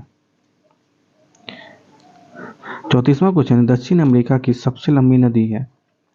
तो दक्षिण अमेरिका का जो सबसे लंबी नदी है वो अमेजोन है, वही है अमेजोन जंगल, जो जिसको विश्व का फेफड़ा बोलते हैं, फेफड़ा, लंग ऑफ वर्ल्ड, है ना। और ये नदी है, लॉन्गेस्ट रिवर कौन सा है? सबसे लंबी नदी दक्षिण अमेरिका की, जहाँ पे ब्राज़ील है। ब्राज़ील में इसका मैक्सिमम जगह है, ब्राज़ील। 35वां क्वेश्चन है, भारत का अधिकतम गेहूं उत्पादक राज्य कौन सा है? तो देखिए भारत में सबसे ज्यादा गेहूं कितना कौन करता है? उत्तर प्रदेश। 36वां क्वेश्चन, रियो पृथ्वी शिखर सम्मेलन 1992 के एजेंडा 21 में निहित है, क्या है?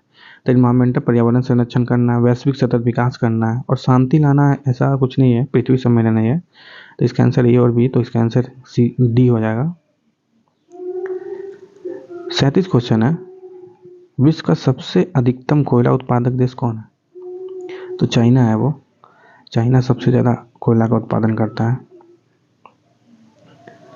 38वां क्वेश्चन है, भारत में सबसे पुराना तेल का भंडार कहाँ है? तो ऐसा इसमें नहीं है कोई ऑप्शन, क्योंकि दिग्बोई में है, दिग्बोई असम में सबसे पुराना तेल का भंडार वहीं पे मिला था पहली बार, 1800 में ही मिल गया था, 1880 82 72 ऐसी कुछ में मिला गया था। 39वां क्वेश्चन है, विश्व में एल्युमिनियम का सबसे बड़ा उत्पादक है, एल्युमिनियम सबसे ज़्यादा कहाँ पे मिलता है? चाइना में मिलता है, तो इसका आंसर ई हो जाएगा, चाइना में, चीन में मिलता है एल्युमिनियम सबसे ज़्यादा, बॉक्साइट से निकलता है इसका भी। 39वां क्वेश्चन है, विश्व में एल्युमिनियम का सबसे बड़ा उत्पादक कौन सा है? तो वो तो चाइना है, चीन है, तो इसका आंसर ई हो जाएगा इसलिए। 40वां क्वेश्चन है, ग्रेट विक्टोरिया मरुस्थल कहाँ स्थित है? तो ये विक्टोरिया करके जो है मरुस्थल, ये ऑस्ट्रेलिया में है। अब चलिए इकोनॉमिक्स का क्वेश्चन है, पार्ट 3 में, पार्ट 3 इकोनॉमिक्स है। तो पहला क्वेश्चन इकोनॉमिक्स का है, देश के मध्य विकास की तुलना का मुख्य गुणनांक होता है, तो आय होता है, इनकम जो होता है ना, मेन आय से हम तुलना कर सकते हैं देशों के बीच में, कौन डेवलप है कौन डेवलप नहीं है। दूसरा क्वेश्चन है, औसत आय और भी किस नाम से जानी जाती है? तो उसको बोलते हैं प्रति व्यक्ति आय, मतलब टोटल जितना कमाई हो रहा है, या उसको जीडीपी बोलिए, GDP, total GDP divided by total population नीचे रहेगा आय, और टोटल इनकम जीडीपी ऊपर, तो ये जो देता है उसको बोलते हैं प्रति व्यक्ति आय, पर कैपिटा इनकम बोलते हैं इसको। तीसरा क्वेश्चन है, मानव विकास रिपोर्ट किस संगठन द्वारा प्रकाशित की जाती है? तो यूएनडीपी है, यूनाइटेड नेशन डेवलपमेंट प्रोग्राम, इसके द्वारा ह्यूमन डेवलपमेंट रिपोर्ट प्रकाशित की जाती है। चौथा क्वेश्चन है, अर्थव्यवस्था में तृतीय श्रेणी का उद्योग और क्या कहलाता है? तो टर्शियरी सेक्टर, तो सेवा क्षेत्र, जो टीसीएस जो काम करती है, जो विप्रो काम करती है, ये कंपनी सब जो काम करती है उसको सेवा क्षेत्र बोलते हैं। ये कंप्यूटर पर बैठ के करते हैं, है ना, सेवा कर रहे हैं वो, मतलब सर्विस सेक्टर बोलते हैं वो कुछ फिजिकल कुछ नहीं कर रहा है, वो कंप्यूटर के अंदर में सब कुछ हो रहा है ना, तो ये सेवा क्षेत्र हो गया। कृषि उद्योग प्रथम श्रेणी में आता है, प्राइमरी सेक्टर है। मैन्युफैक्चरिंग सेक्टर ये आपका सेकेंडरी सेक्टर है, द्वितीय श्रेणी में आता है, तो इस आंसर का बी ऑप्शन हो जाएगा, सेवा क्षेत्र। 5वां क्वेश्चन है, मनरेगा जो कि 2005 में आया था, के अंतर्गत सरकार द्वारा ग्रामीण बेरोजगारों को एक वर्ष में कितने कार्य दिवस के रोजगार की गारंटी दी जाती है? तो वो 100 दिन होता है, एक वर्ष में कम से कम आपको 100 दिन का कार्य मिलेगा। 6वां क्वेश्चन है, भारत में बैंक अपनी जमा का कितना प्रतिशत धन नकदी के रूप में रखती है? तो 15% धन रहती है नकद के रूप में, बैंकों के पास जमा रहता है, उनका खुद का धन। 7वां क्वेश्चन है, निम्नलिखित में से कौन सा विकल्प वैश्वीकरण को इंगित करता है, मतलब ग्लोबलाइजेशन, है ना। एलपीजी रिफॉर्म जो आया था ना, एलपीजी कब आया था? 1991 में आया था, 1991 में। कौन से बजट में इसकी चर्चा की गई थी मेन? तो 1992 में, याद रखिएगा, क्वेश्चन पूछ देगा तो कौन सा विकल्प वैश्वीकरण को इंगित करता है? तो एलपीजी में जो जी है ना, एलपीजी, लिबरलाइजेशन, प्राइवेटाइजेशन और ग्लोबलाइजेशन, जी है वैश्वीकरण। तो उसका मतलब यही है कि हमारा सामान बाहर जा रहा है, बाहर का सामान इंडिया में आ रहा है, मतलब देश के मध्य तीव्र आर्थिक एकीकरण। तो इससे क्या हो रहा है, हमारा सामान, मान लीजिए वहाँ पे प्रोडक्शन कम हो गया तो हमारे यहाँ सामान ही नहीं आ पाया, जिसके कारण हमारा भी प्रॉब्लम आएगा, मतलब इसके देश में प्रॉब्लम हुआ तो हमारे देश में प्रॉब्लम हो रहा है, तो एकीकरण हो चुका है। इस कारण से इसके देश में जब जैसे प्रॉब्लम हुआ, मतलब कम सामान बना है, तो हमारे देश में कम सामान आया, जिसके कारण हमको दिक्कत। तो एकीकरण इसी को बोलती, ग्लोबलाइजेशन, एकीकरण बोल रहे हैं जी, ग्लोबलाइजेशन। तो इसका आंसर ये है। 8वां क्वेश्चन है, भारत सरकार द्वारा उपभोक्ता संरक्षण अधिनियम कोपड़ा, मतलब कंज्यूमर प्रोटेक्शन एक्ट कोपड़ा है, कब पारित किया गया था? तो ये 1986 में किया गया था। अब रिसेंटली, मतलब अभी 2019 में इसको फिर से मतलब अमेंड किया गया था, मतलब इसमें कुछ सुधार की गई थे, या ये बोलिए नए तरीके से लाया गया था कोपड़ा। तो बोलेगा हाल ही में कब किया गया था? 2019 में। ऐसे ओरिजिनली कब आया था? 1986 में। 9वां क्वेश्चन है, भारत में राष्ट्रीय उपभोक्ता दिवस कब मनाया जाता है? मतलब नेशनल कंज्यूमर डे, वो मनाया था 24 दिसंबर को।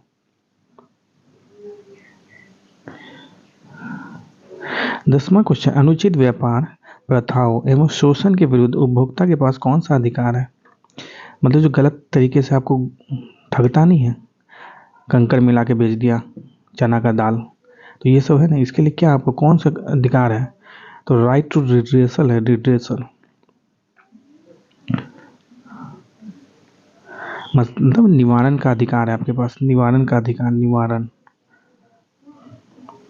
आपके साथ कुछ गलत हो रहा है तो उसका निवारण किया जाएगा, इसका अधिकार है आपको। तो मतलब इस ऑप्शन में कहीं नहीं है, तो इसका आंसर ये हो जाएगा। सूचना अधिकार, ये सब फंडामेंटल राइट है ना, ये सब फंडामेंटल राइट है, इसको बोलते हैं। देख, ये हमें कॉन्स्टिट्यूशन में से, संविधान से मिलता है ये सब अधिकार। पर जो जो अधिकार है कि आपको ठग लिया गया है, वो कोई फंडामेंटल या संवैधानिक अधिकार नहीं है, बस वो अलग से बनाया गया है। 11वां क्वेश्चन है, अपने नागरिकों को सरकार से उसके कार्यों के बारे में सवाल करने का अधिकार देने के लिए कौन सा अधिनियम पारित किया गया था? तो आरटीआई एक्ट था, ये भी 2005 के आसपास पास हुआ था। Right to information, right to information act. 12वां क्वेश्चन है, किस बहुराष्ट्रीय कंपनी ने छोटी भारतीय कंपनी पारस फूड्स को खरीदा है? तो ये आपका कारगिल फूड है। 13वां क्वेश्चन है, मनरेगा अधिनियम के बारे में निम्नलिखित में कौन सा गलत है? 13 क्वेश्चन में तो 625 जनपदों में काम करने का अधिकार देता है, लगभग सही है। 100 दिन का हो रहा है, बिल्कुल सही। क्वेश्चन में आ गया था ऊपर में। यदि सरकार असफल होती है तो वह रोजगार भत्ता नहीं देगी, तो ऐसा कभी नहीं होता, आपको मिलेगा ही मिलेगा, है ना, आपको पैसा मिलना ही मिलना। आप काम कीजिए तो मिलेगा ही, इतना दिन का आपको सर में मिलना ही। अगर मनरेगा कार्ड है, समझ लीजिए काम हो चाहे नहीं हो, इतना आपको 100 दिन का पैसा मिलवे करेगा, है ना। तो ये आंसर सी हो जाएगा इसका। और देखिए ये क्वेश्चन जो आया इसमें क्या है,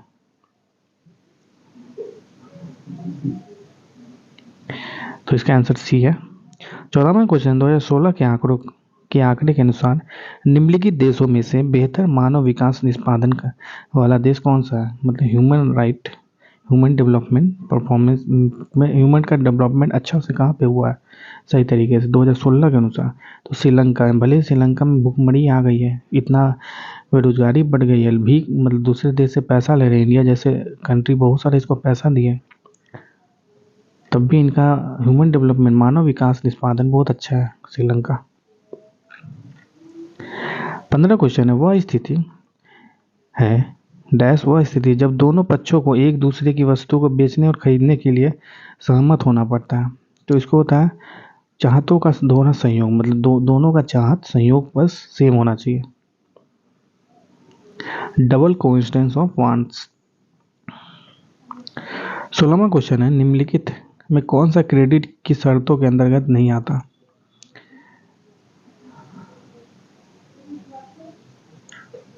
तो देखिए ब्याज दर आता है, उसमें आपको मिलेगा कुछ इंटरेस्ट पे देना पड़ेगा, कोलेट्रल, मतलब कुछ ब्याज दर पे आपको क्रेडिट मिलेगा, या आपको कोलेट्रल मतलब या संपार्श्विक प्रतिभूति, मतलब आपको कुछ रखना पड़ेगा गिरवी, घर रख दिए को या कुछ रख दिए, ताकि जब आप फेल करते हैं पैसा देने से तो उस समय आपको पैसा मिलेगा। तो डिपॉजिट ऐसा कुछ नहीं, आपको डिपॉजिट नहीं रखना पड़ता।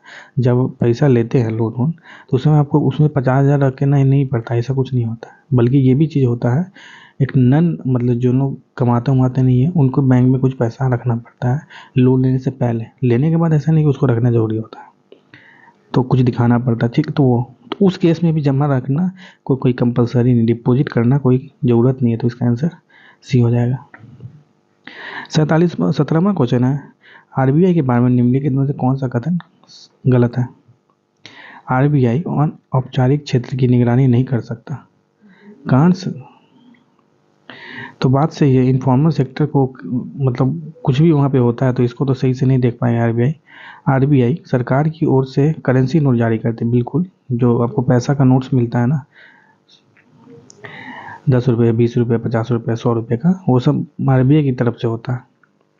आरबीआई ग्राहकों से जमा स्वीकार, बिल्कुल नहीं। आरबीआई बैंकों का बैंक बोला जाता है इसको, मतलब जो बैंक है एसबीआई, सेंट्रल बैंक, उनसे ये डीलिंग करता है, उनका पैसा लेके रखेगा या उनको लोन देगा। और बैंक हम लोग से, मतलब एसबीआई, ये सब हम लोग से डीलिंग करती है। तो ये गलत है, क्योंकि आरबीआई आम आदमियों से उसका डीलिंग नहीं होता है। 18वां क्वेश्चन है, भारत सरकार ने विश्व स्तरीय सुविधाएं देकर विदेशी कंपनियों को भारत में निवेश के लिए आकर्षित करने के लिए कदम उठाए। इन औद्योगिक क्षेत्रों को क्या कहा जाता है? इसको स्पेशल इकोनॉमिक जोन बोला जाता है ना।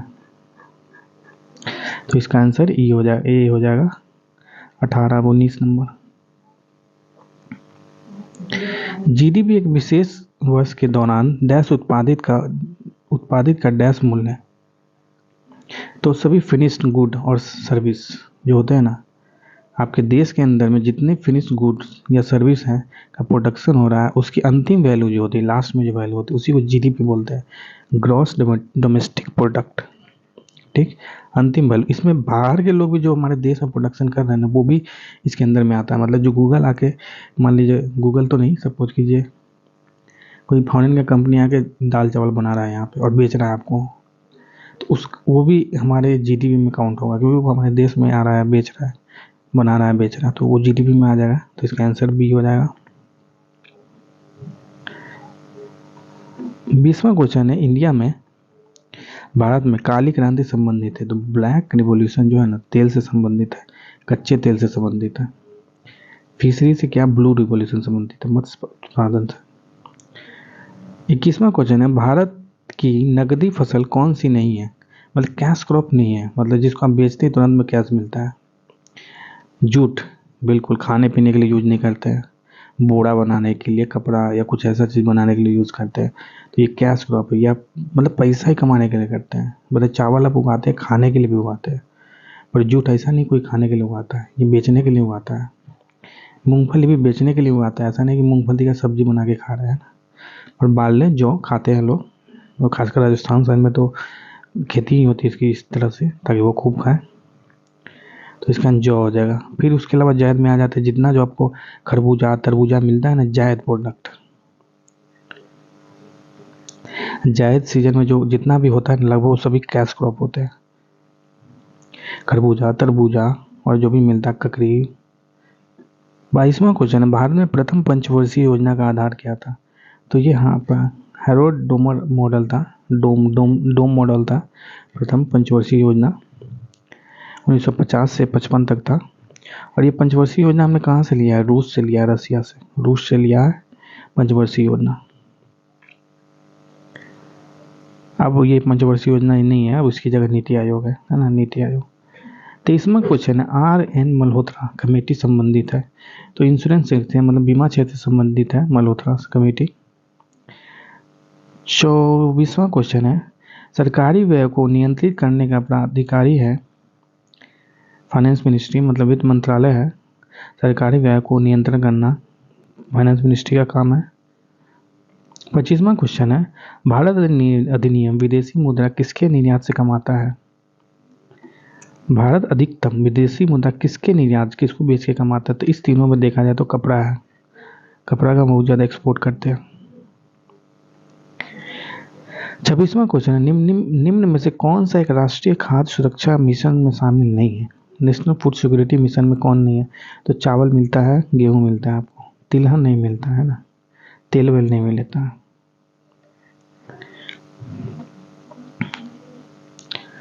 27वां क्वेश्चन, नीति आयोग अस्तित्व में आया था, यही पंचवर्षीय योजना को हटाकर नीति आयोग को लाया गया था अस्तित्व में। कौन सी गवर्नमेंट? अभी बीजेपी गवर्नमेंट जब पहली बार आई थी 2014 से 2019 के लिए, उस समय इसने नीति आयोग लेकर आया था 1 जनवरी 2015 को। 28वां क्वेश्चन है, भारत की पहली स्वदेशी एंटी रेडिएशन मिसाइल का नाम क्या है? तो इसका नाम है, देख लीजिए इसमें कोई ऑप्शन नहीं है क्योंकि इसका नाम है रुद्रम। रुद्रम मिसाइल, ये है एंटी रेडिएशन मिसाइल।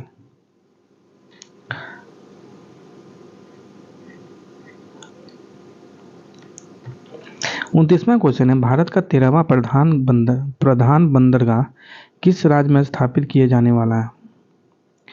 तो महाराष्ट्र में स्थापित होगा 13वां प्रधान बंदरगाह। 30वां क्वेश्चन है, भारत में किस वर्ष रेल बजट को आम बजट से मिला दिया गया था? तो ये 2017 था जब रेल बजट को आम बजट से मिला दिया गया।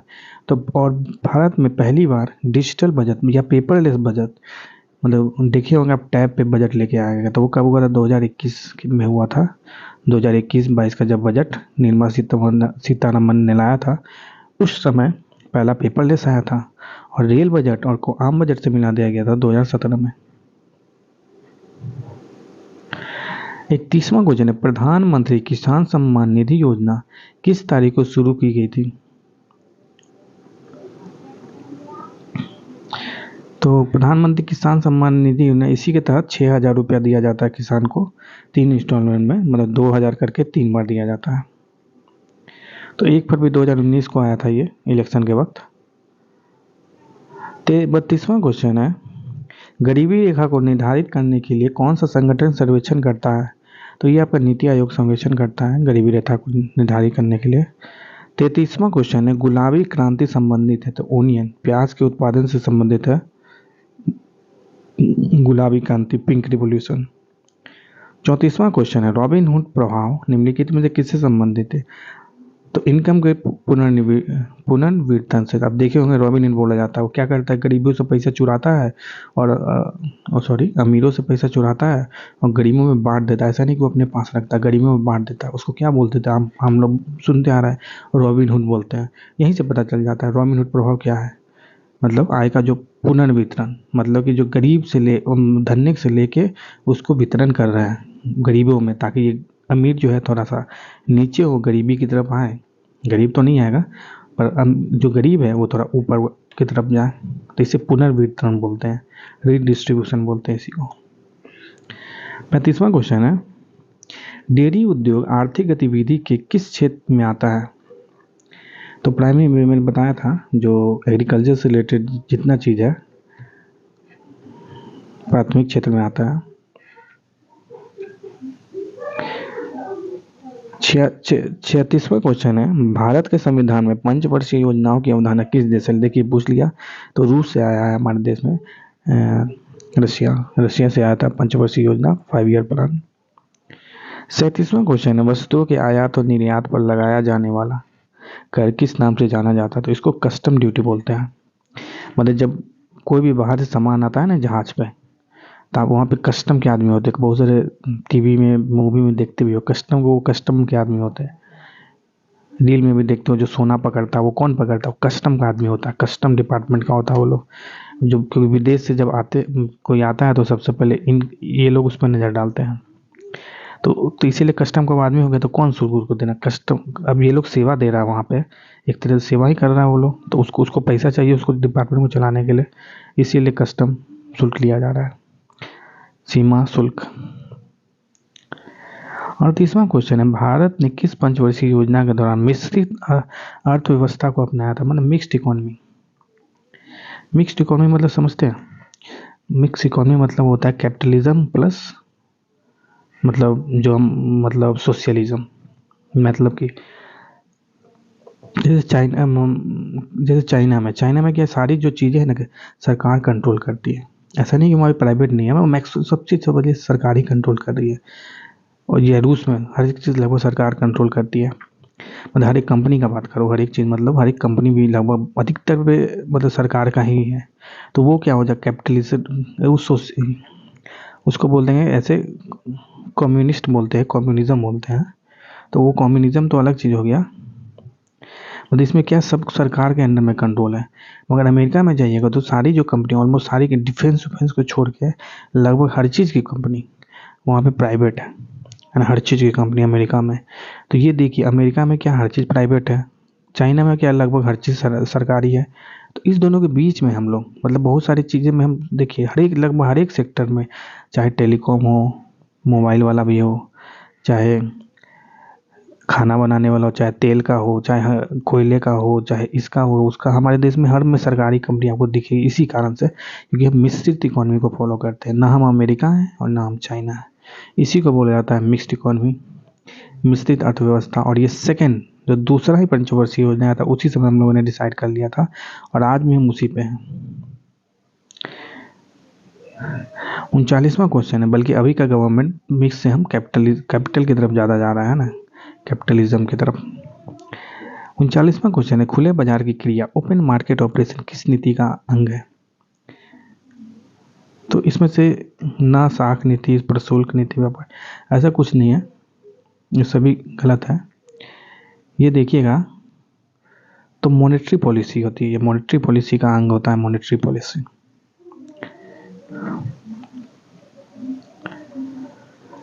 आप ये सुनते होंगे आरबीआई एक रिपोर्ट लेके आता है, जैसे रिवर्स रिपोर्ट रेट। ये रिपोर्ट रेट हर एक लगभग साल में 4 बार आता है, ये अभी तो शायद 2 महीने में आ रहा है, मतलब 6 बार आता है, शायद 2 महीने में आता है। उसको क्या बोलते हैं, उसी को मॉनेटरी पॉलिसी बोला जाता है ना। तो ओपन मार्केट ऑपरेशन है ना, ये मॉनेटरी नीति है, मॉनेटरी है ना, पैसे से रिलेटेड संबंधित है ना। और इसमें होता क्या है, इसमें जो गवर्नमेंट मतलब लेकर आई क्या, बॉन्ड लेकर आई।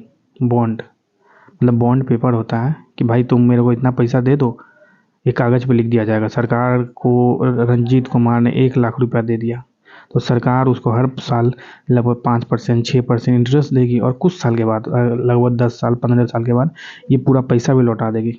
जितना आप 1 लाख दिए वो भी लौटा देगी, प्लस हर साल इंटरेस्ट देती रहेगी। तो यही बॉन्ड होता है, इसको बोलते हैं बॉन्ड। ये आपने पैसा दे दिया सरकार को 10 साल के लिए तो बॉन्ड कर दिया सरकार ने एक एग्रीमेंट बना के, तो इसी को बोलते हैं बॉन्ड। और ओपन मार्केट ऑपरेशन में यही बॉन्ड को भी खरीदा बेचा जाता है मेनली। बॉन्ड और सिक्योरिटी भी इसी तरह का चीज़ होती है, सिक्योरिटी भी होती है और बॉन्ड। तो इसका आंसर ई हो जाएगा है ना, क्योंकि मॉनेटरी पॉलिसी है, मॉनेटरी नीति है। 40वां क्वेश्चन है और आखिरी क्वेश्चन इकोनॉमिक्स का, भारत में बैंकों का राष्ट्रीयकरण कब हुआ था? तो इंदिरा गांधी सरकार के वक्त 1969 में हुआ था ये। अब देखिए आ गए हम पॉलिटिक्स में। एक क्वेश्चन है, पहला क्वेश्चन है पॉलिटिक्स का, प्रियम्बल भारत की संविधान की प्रस्तावना मतलब प्रियम्बल किस देश से ली गई है? तो देखिए इसमें कोई ऑप्शन नहीं है, यूएसए से हमने लिया है प्रस्तावना, USA United state of America. अब कुछ इंपॉर्टेंट पॉइंट जान लेते हैं जो आता है। प्रस्तावना को अभी तक आज जब से ये बना है, कब से बना है, 1950 से समझ लीजिए, 1950 से ये लागू है। 26 जनवरी 1950 से हमारे संविधान लागू है, तो उसी समय से प्रस्तावना भी लागू है। उस समय से लेकर आज तक, आज मतलब अभी जब भी ये वीडियो देख रहे उस समय तक ये टोटल एक बार बस इसमें संशोधन हुआ है। मतलब प्रस्तावना में बहुत सारी चीज़ें लिखी हुई है ना, तो इसके अंदर शब्द के को कुछ ऐड किया गया था एक ही बार। वो कब किया था, 1976 में किया गया था, 42वां कॉन्स्टिट्यूशन अमेंडमेंट है, संविधान संशोधन 42वां। और कब, 1976, और उस समय एकमात्र इसमें छेड़छाड़ किया गया था प्रस्तावना में। तो फिलहाल तो इसका आंसर ये हो जाएगा। और क्योंकि USA United state of America से हमने प्रस्तावना लिया है। दूसरा क्वेश्चन है, अधिकतम निर्वाचन क्षेत्रों वाले राज्यों को उनके बढ़ते क्रम में व्यवस्थित कर सही विकल्प का चयन कीजिए। देखिए ऐसे ही उत्तर प्रदेश के पीछे नहीं पड़ा रहता है कोई भी सरकार, बीजेपी कांग्रेस, क्योंकि वहाँ पे लोकसभा की कितनी सीटें, 80 सीटें हैं, ठीक ना। फिर महाराष्ट्र में कितना, 48 सीट है। फिर पश्चिम बंगाल में 42 और हमारे बिहार में 40। तो ये देखिए हमें पूछा गया है बढ़ते क्रम में, ये तो घटते क्रम में हो गया ना, ये तो घटते क्रम में हो गया ये, और ये तो 40 बीच में आ गया, तो ये कोई क्रम ही नहीं है। उत्तर प्रदेश को तो लास्ट में होना था। तो ये कोई ABC में कोई नहीं है, मैंने बता दिया ना। उत्तर प्रदेश में है 80, महाराष्ट्र में है 48, यहाँ पे पश्चिम बंगाल में 42 याद रखिए, बिहार में 40 है, 40 सीटें लोकसभा की याद रखिएगा, क्योंकि अभी इलेक्शन भी आ रहा है तो क्वेश्चन पूछ सकता है ये चीज़ फिर से। तो इसका आंसर ई हो जाएगा, क्योंकि कोई भी घटते क्रम में नहीं है। पहला ऑप्शन को अगर उल्टा कर दीजिएगा ना, आप इसको उल्टा कर दीजिएगा, बिहार, पहले बिहार आएगा, फिर पश्चिम बंगाल, फिर महाराष्ट्र, फिर उत्तर, तो आंसर हो जाता है ये। तीसरा क्वेश्चन है पॉलिटिक का, क्यों लोकतंत्र सरकार का एक बेहतर प्रारूप है? तो देखिए, ये अकाउंटेबल होता है, अधिक उत्तरदायी होता है। मतलब आप जब सरकार चुन के लाते हैं तो उसको काम करना पड़ेगा, नहीं तो अगली बार बदल देगा। इनमें निर्णय लेने की विशेषता होती है, बिल्कुल होगा ही, उनको काम करना पड़ेगा, नहीं तो अगली साल बदल जाएंगे उनको। यह मतभेद एवं संघर्ष का निपटारा करते हैं, ये भी सही है, कोई भी सरकार ये करती है, ऐसा नहीं कि यही कर रही है, कोई भी सरकार आती है, चाहे राजाओं का सरकार हुआ, वो भी मतभेद और संघर्ष को खत्म करने की कोशिश करती है। ये डी ऑप्शन है, क्योंकि इसमें से लगभग मतलब सभी है। चौथा क्वेश्चन है, राष्ट्रपति अपने अधिकारों का निस्तारण किसकी सलाह से करता है? तो राष्ट्रपति जो है ना, वो काउंसिल ऑफ मिनिस्टर, मतलब काउंसिल ऑफ मिनिस्टर, मंत्री परिषद की सलाह पे वो अपना मतलब पावर को एक्सरसाइज करता है ना, मतलब कोई ये है। पांचवा क्वेश्चन है, दल बदल विरोधी कानून क्या सुझाव देता है?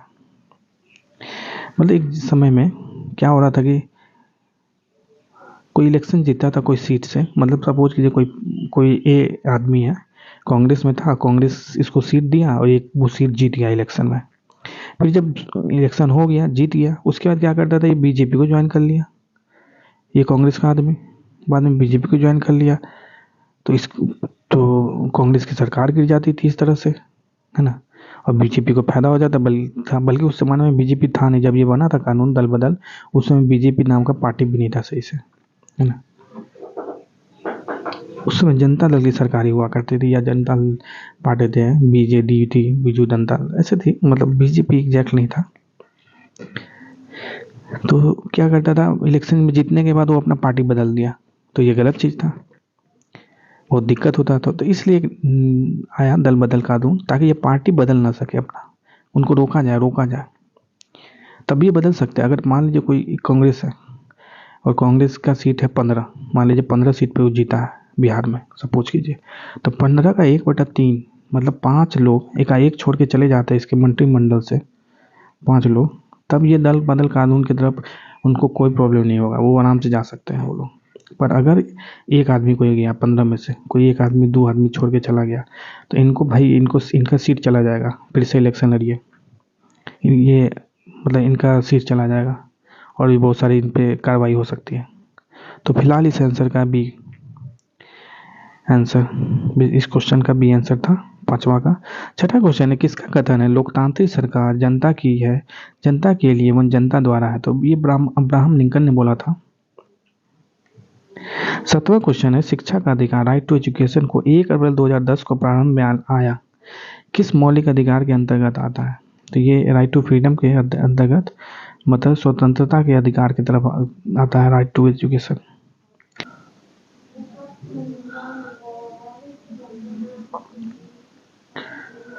आठवां क्वेश्चन है, किस संशोधन अधिनियम द्वारा संविधान में मौलिक कर्तव्य 1976 में निहित हुए?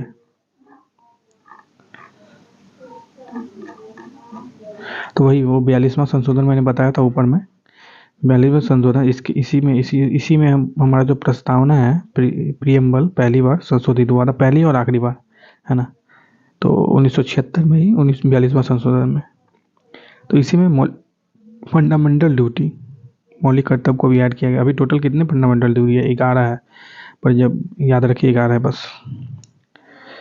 बल्कि इस समय पहली बार जब मौलिक कर्तव्य को ऐड किया गया था उस समय 10 थे, बाद में इसको बढ़ाकर एक और ऐड करके 11 कर दिया गया, यही बोलना था। और ये आया कहाँ से फंडामेंटल ड्यूटी? ये भी रूस से आया है। ऊपर भी एक चीज़ बताया था जो रूस से आया था, बताइए क्या बताया था? हमने वो लेकर आया था 5 ईयर प्लान को, रूस से लेकर आया था। 9वां क्वेश्चन, इनमें से कौन संविधान सभा का सदस्य नहीं था? तो शरद चंद्र बोस थे, सरोजनी नायडू भी थी, मौलाना अबुल कलाम आजाद, ये सभी थे। तो इसका आंसर ई हो जाएगा, क्योंकि इसमें सभी है तो ई हो जाएगा, क्योंकि कोई नहीं पूछ रहा, ऐसा तो है नहीं कोई, सब थे। 10वां क्वेश्चन है, धन विधेयक के बारे में निम्नलिखित में से कौन से कथन असत्य है? यह वित्तीय मामलों से संबंधित है। यह वित्तीय मामले से संबंधित है धन विधेयक, तो बिल्कुल सही है। ये है केवल लोकसभा में प्रस्तावित होता है, बिल्कुल ये केवल लोकसभा में ही आ सकता है। यह केवल राज्यसभा में प्रस्तावित होता है, ये गलत है। ये केवल लोकसभा में आता है और लोकसभा से जब पास हो जाता है तो राज्यसभा में बस जाता है झूठ मूठ की फॉर्मेलिटी निभाने के लिए। अगर 14 दिन तक वहाँ पे कुछ हुआ नहीं तो ये वापस खुद आ जाता है, 2 सप्ताह में वापस आ जाएगा लोकसभा में और इसे पास मान लिया जाएगा। राज्यसभा बस उस पर सजेशन देती है। राज्यसभा के मेंबर यहाँ पे बस सजेशन देते हैं, यहाँ पे उसको रोक नहीं सकते, है ना। बस सजेशन, मान लीजिए उनको कुछ अच्छा लगे, नहीं ये पैसा यहाँ ना जाके वहाँ जाए, ज़्यादा अच्छा है, तो बिल्कुल फिर वहाँ से वो सजेशन लोकसभा में आएगा और बोलेंगे हाँ बिल्कुल अच्छा सजेशन था, उसको हो सकता है। तो राज्यसभा बस सजेशन देती है, इसको न रोक सकती है न कुछ कर सकती है। और ये हमेशा लोकसभा में पहली बार, सबसे पहले ये लोकसभा में आता है। और इसकी प्रकृति पर सभापति द्वारा प्रमाण की आवश्यकता होती है। बिल्कुल, कोई बिल लेकर आ रहा है लोकसभा में तो ये मनी बिल, मतलब कि धन विधेयक है कि नहीं, ये कौन डिसाइड करता है? भाई कोई आदमी होना चाहिए, कोई अंपायर तो होना चाहिए ना, जो धन विधेयक को धन विधेयक बोले, कोई विधेयक को धन विधेयक बोले। क्योंकि विधेयक बहुत तरह के होते हैं ना, कोई बिल बहुत सारा होता है, जैसे किसी का लोन बढ़ाना है, किसी का मतलब अभी जैसे EWS के लिए, वो भी एक बिल था, पास हुआ तो EWS बन गया। ये सब बिल है, पर ये बिल में से कौन सा धन विधेयक है ये डिसाइड करता है अंपायर। वो अंपायर होता है सभापति, स्पीकर बोला जाता है। लोकसभा के में जो हेड होता है उसको स्पीकर बोलते हैं, सभापति बोलते हैं। अभी कौन? ओम बिरला। लोकसभा में जो होते हैं वो हेड है, वो कौन है? वाइस प्रेसिडेंट होते हैं। और वाइस प्रेसिडेंट अगर नहीं है तो उनके नीचे मेंबर होते हैं। तो इसका आंसर देखिए 3 नहीं हो सकता है, तो 3 नहीं हो सकता है ना, तो 3 वाला सब में तो 3 है ही, तो इसलिए इसका आंसर क्या हो जाएगा? Which of the following are incorrect?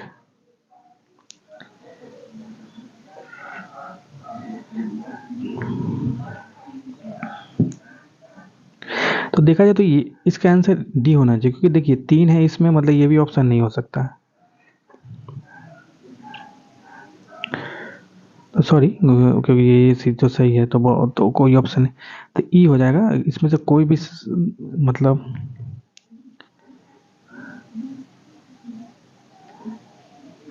तीसरा जो है वो इनकरेक्ट है। बल्कि ये जो ऑप्शन है, क्वेश्चन है ना, इसका ऑप्शन के हिसाब से इनकरेक्ट पूछना गलत है ना। अब ये नन ऑफ द एबव देखा जाए तो सच में नन ऑफ द एबव है। ये भी नहीं हो सकता, ये भी नहीं हो सकता आंसर, ये भी नहीं हो सकता आंसर। तो इनकरेक्ट बोल रहा है अबाउट द मनी बिल, तो सही बात है ना, डी। ये सभी इनकरेक्ट है। ऑप्शन को अगर देखिए, उपयुक्त में से एक से अधिक, है ना, ये सभी इनकरेक्ट ऑप्शन है, आप नहीं मार सकते इसको। बस कंसेप्ट जानिए, क्वेश्चन थोड़ा इसका ऑप्शन बहुत ऊपरटांग दिया है, पहले ऐसे कंसेप्ट जान लीजिए। इसका आंसर इन्होंने दे रखा था ई, पर ई एग्जैक्ट नहीं है इसका आंसर, थोड़ा सा दिमाग लगाना। वो छोड़िए, 11वां क्वेश्चन देखिए, भारतीय उच्चतम न्यायालय अस्तित्व में कब आया था? तो ये देखिए 1950 में आया था, तो इसमें आंसर ई है, 26 जनवरी 1950। 26 जनवरी 1950 को आया था ये। 12वां क्वेश्चन है, लोक अदालत के बारे में निम्नलिखित कथनों पर विचार कीजिए। ये इनएक्सपेंसिव जुडिशियल सर्विस है, मतलब ये सस्ती न्यायिक सेवा है, तो सही बात है। पेशी पर विवाद निवारण करता है, ये भी सही है। स्पीडी जस्टिस, बिल्कुल लोक अदालत इसीलिए लाता ताकि जल्दी जल्दी न्याय मिले। और निवृत्त मतलब जो रिटायर्ड जज होते हैं लोक अदालत चलाते हैं, सही बात है। तो इसका आंसर हो जाएगा, यह एक सर्वोच्च न्यायालय है, एपेक्स कोर्ट है। तो ऐसा नहीं है अपने आप में एक अलग कोर्ट है। एपेक्स कोर्ट क्या होता है? जो मेन हाई कोर्ट का ही एक सब ब्रांच बना दिया गया ना, उसको बोलेंगे मतलब कोई मेन कोर्ट का ही कोई दूसरा ब्रांच बना दिया गया, मतलब कुछ समय के लिए, उसको बोलेंगे एक तरह से एपेक्स कोर्ट। कुछ समय के लिए या लगभग रेगुलर ही उसको बोलेंगे एपेक्स कोर्ट। तो ये ऐसा कुछ नहीं है, अपने आप में एक अलग तरह का अदालत है। तो इसका आंसर 1 2 3 4 हो जाएगा।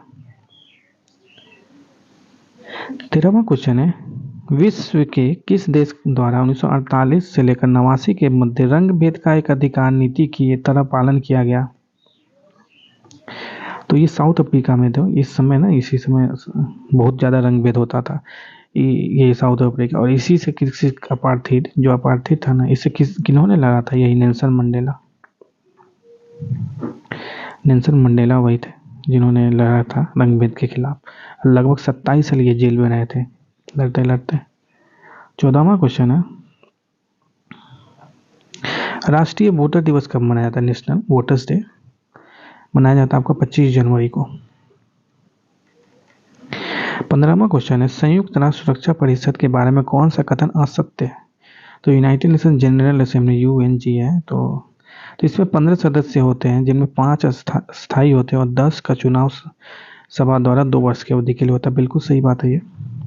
प्रत्येक स्थायी सदस्य के पास वीटो शक्ति है, बिल्कुल पांचों के पास। ये 5 जो कंट्री, मैं बताता हूँ कौन कौन से देश है ये 5, तो इनके पास वीटो पावर है। मतलब एक भी बंदा बोल दिया कोई चीज़ यूएनजी में आया पास होने के लिए, इस 5 में से कोई एक बोल दिया कि नहीं ये पास नहीं होगा, तो मतलब नहीं होगा, कोई डिस्कशन नहीं, पास नहीं होगा, बात खत्म।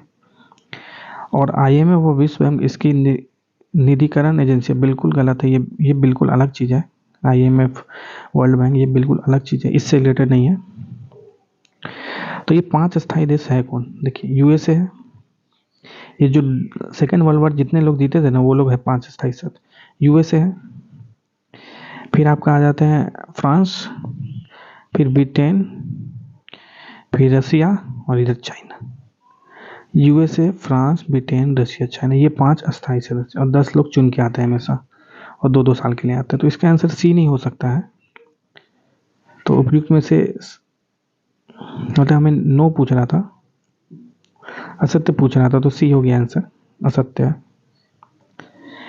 16वां क्वेश्चन है, चुनाव कदाचार पर निम्नलिखित में से कौन सा कथन प्रतिभारित है?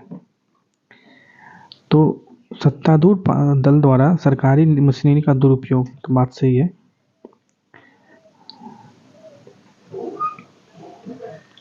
तो ये काम करते तो ये चुनाव कदाचार का उल्लंघन है ना। आप सरकारी चीज़ का यूज नहीं कर सकते हैं, मतलब आप सरकारी गाड़ी लेके और चुनाव प्रचार नहीं कर सकते, ये कहने का मतलब हुआ।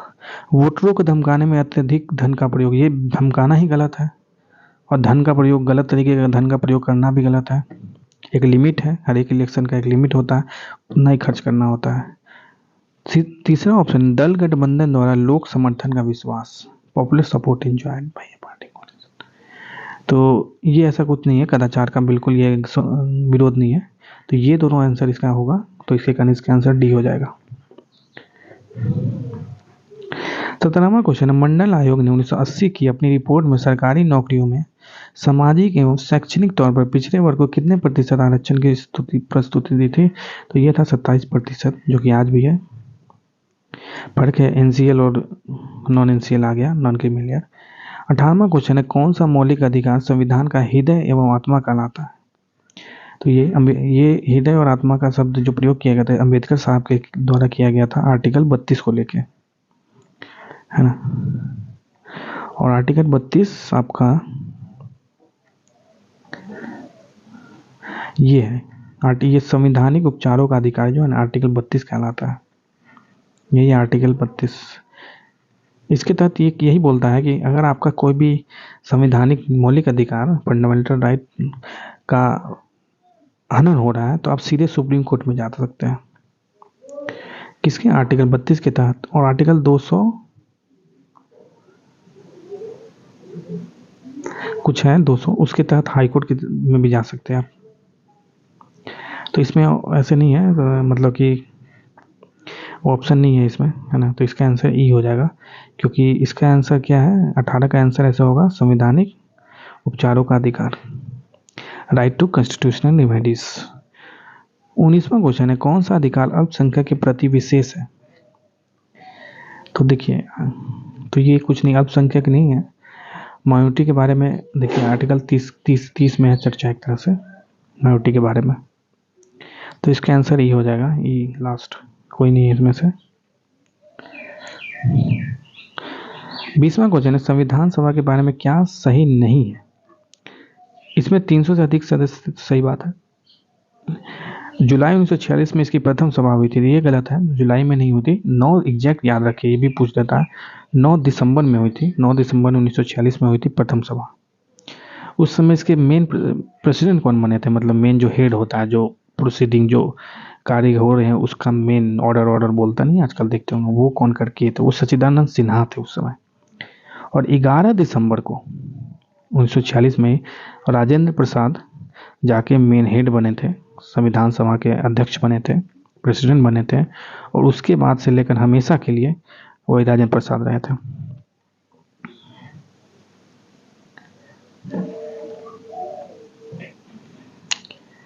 तो ये भी सही है क्योंकि 1935 के अधिनियम से इसके बहुत सारे, मतलब मैक्सिमम तो इस यहीं से लिया गया है। संविधान सभा में जो अधिकार है, जो नियम है, जो रूल्स एंड रेगुलेशन संविधान में अधिकतर 1935 में government of India act, Bharat सरकार अधिनियम 1935 से ही लिया गया है।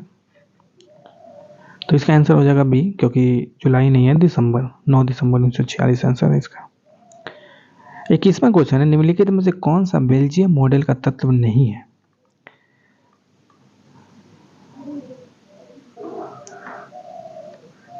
तो ये पढ़ लीजिए, इसका आंसर ई है। इसका कोई मतलब नहीं, इसको ना रिवाइज करने से मतलब है ना कुछ, क्योंकि ये ऐसे क्वेश्चन है जो जानबूझ के डाला गया है कि आपको पढ़ना भी नहीं है। अगर आता है नहीं है तो आंख बंद के न मारिए कुछ भी, और रिवीजन करने से भी कोई फायदा नहीं, ऐसे क्वेश्चन रिपीट भी नहीं होते हैं। 22वां क्वेश्चन है, सिंहली को एकमात्र आधिकारिक भाषा के रूप में मान्यता देने के लिए किस वर्ष श्रीलंका में एक अधिनियम पारित किया गया? तो सिन्ही कहाँ की भाषा है? सिन्ही, सिन्ही जो है ना श्रीलंका की मेन भाषा है। 1956 में पारित किया गया था इसको मेन भाषा बनाने के लिए। 23वां क्वेश्चन है, पावर शेयरिंग के बारे में निम्नलिखित में से कौन सा कथन गलत है? सत्ता सरकार के विभिन्न अंगों के बीच साझा की जाती है। बिल्कुल विभिन्न अंगों के बीच है सरकार। यहाँ पे बहुत सारे विधायिका है, जस्टिस मिलता है, जुडिशियरी है, एग्जीक्यूटिव है और लेजिस्लेटिव है, विधायिका है ना। कुछ नियम बनाते हैं, कुछ उसको फॉलो करवाते हैं। अगर कुछ प्रॉब्लम हो गया इसमें कि नहीं फॉलो हो रहा तो जाइए जुडिशियरी में, कोर्ट में जाइए। तो ये विभिन्न अंगों में मतलब साझा की जाती है। सत्ता विभिन्न स्तरों पर सरकारों के बीच साझा की जाती है। बिल्कुल सरकार स्तरों पर की जाती है। ऊपर कुछ लोग होते हैं, फिर उसके नीचे होते हैं। प्रत्येक समाज को किसी न किसी रूप में शक्ति बंटवारे की आवश्यकता होती है, भले ही वह छोटा हो या सामाजिक विभाजन ना हो। बिल्कुल सही है, ये भी सही है। तो इसका आंसर डी, मतलब इसमें क्या पूछ रहा है, इनकरेक्ट पूछ रहा था, तो ये तो सभी सही है, तो इसका आंसर ई हो जाएगा। 24वां क्वेश्चन है, निम्नलिखित में से कौन सा समवर्ती सूची में शामिल है? तो समवर्ती मतलब कंकरेंट लिस्ट। तो देखिए फॉरेस्ट जो है ना, कंकरेंट मतलब इसको जंगल की देख रेख सरकार को, भारत सरकार को और वहाँ की सरकार, जैसे बिहार की सरकार, राजस्थान की सरकार, ये दोनों मिल के देखेंगे जंगल, वहाँ के जंगल को। तो इसीलिए समवर्ती सूची है। इसके अलावा क्या होता है, पढ़ाई, एजुकेशन, ये भी समवर्ती सूची में आता है। ये बहुत इंपॉर्टेंट, ये याद रख लीजिए, है ना। कृषि पुलिस, ये सभी आता है राज्य की सूची में, मतलब स्टेट लिस्ट में आता है, स्टेट लिस्ट में, राज्य की सूची में एग्रीकल्चर पुलिस। बल्कि आप देखते होंगे बहुत सारा नियम सरकार, भारत सरकार भी एग्रीकल्चर से रिलेटेड लेकर आती है। वो अलग चीज़ लाना अलग चीज़, पर हमारे कॉन्स्टिट्यूशन, हमारे संविधान में क्या लिखा वो याद रखिए। तो कृषि पुलिस, पुलिस तो आपको पता ही है स्टेट में उधर दिखता ही है, स्टेट का पुलिस होता है, ये तो बहुत अच्छे समझ में आ जाएगा। पर एग्रीकल्चर कृषि को समझ में देख के आपको लगेगा पर ये है स्टेट का, ये कंकरेंट नहीं है। जंगल आपको समझ में आ जाएगा कि ये तो समवर्ती होना चाहिए। एजुकेशन भी समवर्ती होता है, दोनों बना सकते हैं इसमें नियम। और ये समवर्ती मतलब लिस्ट जो होता है, ये लिस्ट, इसकी सब चर्चा कहाँ है? आर्टिकल 246 में, याद रखिएगा, कॉन्स्टिट्यूशन के आर्टिकल 246 में इसकी चर्चा है, और 7वें शेड्यूल। ये याद हो गया तो ठीक है, नहीं तो 246 याद रखिए, या ये भी याद नहीं रखिए तो चलेगा। पर उसके अलावा बता दिया, जंगल है और एजुकेशन, पढ़ाई है समवर्ती सूची में। 25वां क्वेश्चन है, निम्नलिखित में से किस देश में सार्वजनिक जीवन में महिलाओं की भागीदारी सबसे कम है? तो चाइना में महिला बहुत ही पीछे है भागीदारी में। 26वां क्वेश्चन है, समान पारिश्रमिक अधिनियम 1976 क्या प्रदान करता है? मतलब इक्वल रिम्यूनरेशन एक्ट, ये यही बोलता है कि सबको समान वेतन मिलेगा, सभी लिंगों के समान वेतन। मतलब कि आपको लिंग के हिसाब से वेतन पहले अलग अलग होते थे, पर अब नहीं होगा इस नियम के बाद। 27वां क्वेश्चन, महात्मा गांधी कहा करते थे कि डैश को राजनीति में कभी अलग नहीं किया जा सकता। तो यही धर्म को राजनीति से कभी अलग नहीं किया जा सकता। 28वां क्वेश्चन, लोकतंत्र के बारे में निम्नलिखित में से कौन सा सही है। लोकतंत्र अक्सर जरूरतों को विफल करता है और लोगों की मांगों को अनदेखा करता है।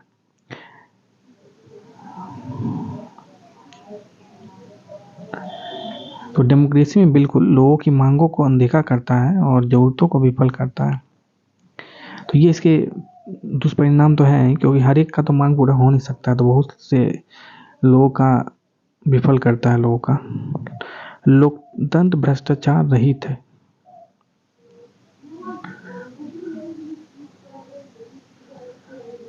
लोकतंत्र इरेगुलर है। तो वैसे इसका आंसर ये हो जाएगा। 29वां क्वेश्चन, निम्नलिखित में कौन सी भूमिका राजनीतिक दलों द्वारा नहीं निभाई जाती है। वो देश के लिए कानून बनाते हैं, बिल्कुल बनवाते हैं। जब वो राजनीतिक दल जीत के आती है तो बनाते हैं देश के लिए कानून। एक पार्टी दूसरी को सरकार बनाने में सहयोग करती है, बिल्कुल ये दोनों 2-3 पार्टी मिलकर सरकार बना सकते हैं। अपने विचारों और मत समान हो सकते हैं और सभी मुद्दों पर हो सकते हैं, बिल्कुल हो सकते हैं। बहुत सारे लोग आते ही इकट्ठे आते हैं क्योंकि उन सभी के जो मत है सोच समान है। तो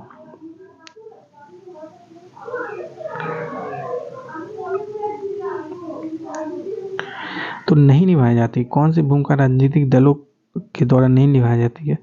ये थोड़ा ट्रिकी क्वेश्चन है। नॉर्मल में तो देखा जाए तो इसका आंसर ये होगा, पर देखिए देश को कानून बनाता है तो राजनीतिक दल नहीं, जो जीत के आया वो बनाती है, वो पार्टी बनाती है।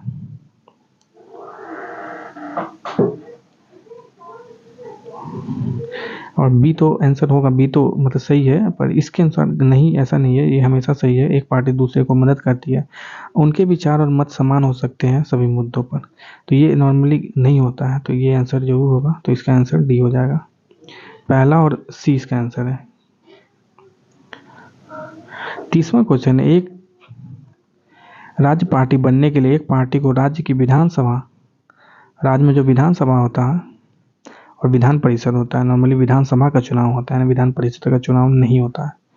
तो विधानसभा के चुनाव में कुल वोटों का कम से कम डैश सुरक्षित करना होगा। तो लगभग 8% जीतना पड़ेगा आपको कुल वोटों का।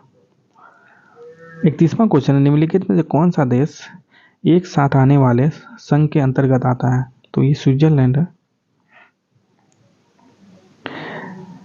32वां क्वेश्चन है, वह केंद्र और राज्य सरकारों से शक्ति लेकर स्थानीय सरकार को दे दी जाती है, तो इसे क्या कहा जाता है। इसे ही डिसेंट्रलाइजेशन बोला जाता है, विकेंद्रीकरण। मतलब सेंटर में भी पावर सब नहीं है, मतलब लोकल लेवल पर भी पावर आया है कि भाई तुम भी अपने मन से नल बनवा लो जहाँ जहाँ बनवाना है। ऐसा नहीं कि ऊपर बोला बोलेगा तभी मन न बनवाना है। 33वां क्वेश्चन है, काली शक्ति ब्लैक पावर आंदोलन कब उभरा। तो ये 1966 में उभरा था। इसके बहुत बड़े एक थे मालकोम एक्स, याद रखिए, ये इसके नेता थे, काली शक्ति ब्लैक पावर के। 34वां क्वेश्चन है, भारत के संविधान का कौन सा अनुच्छेद भारतीय निर्वाचन आयोग से संबंधित है। तो निर्वाचन आयोग 324 इलेक्शन कमीशन, आर्टिकल 148 कैग से संबंधित है। कॉम्प्ट्रोलर ऑडिटर जनरल, ये जो सरकारी जो चीज़ें आती है, सरकार का खर्च, ये सब जो होता है ये कौन देखता है भाई, कोई तो एजेंसी होगा ना जो देखता है वो सरकार सही से खर्चा कर रहा है कि नहीं। बोलता कुछ है निकालता कुछ है, पैसा निकाला कुछ लगा दिया कहीं, इधर ऐसा हो तो नहीं ना हो रहा उटपटांग घोटाला। तो ये कौन देखता है, ये कैग देखता है। और आर्टिकल 342 यही एसटी से रिलेटेड है, शेड्यूल ट्राइब से रिलेटेड है, कि प्रेसिडेंट डिसाइड करेगा कौन सा ट्राइब को शेड्यूल ट्राइब बनाना चाहिए कि नहीं बनाना चाहिए। ये आर्टिकल 342 में है। और आर्टिकल 324 में निर्वाचन आयोग, election commission of India. Total ECI में कितने मेंबर होते हैं। ईसीआई में तो मेंबर होते हैं ना, टोटल 3 होता है।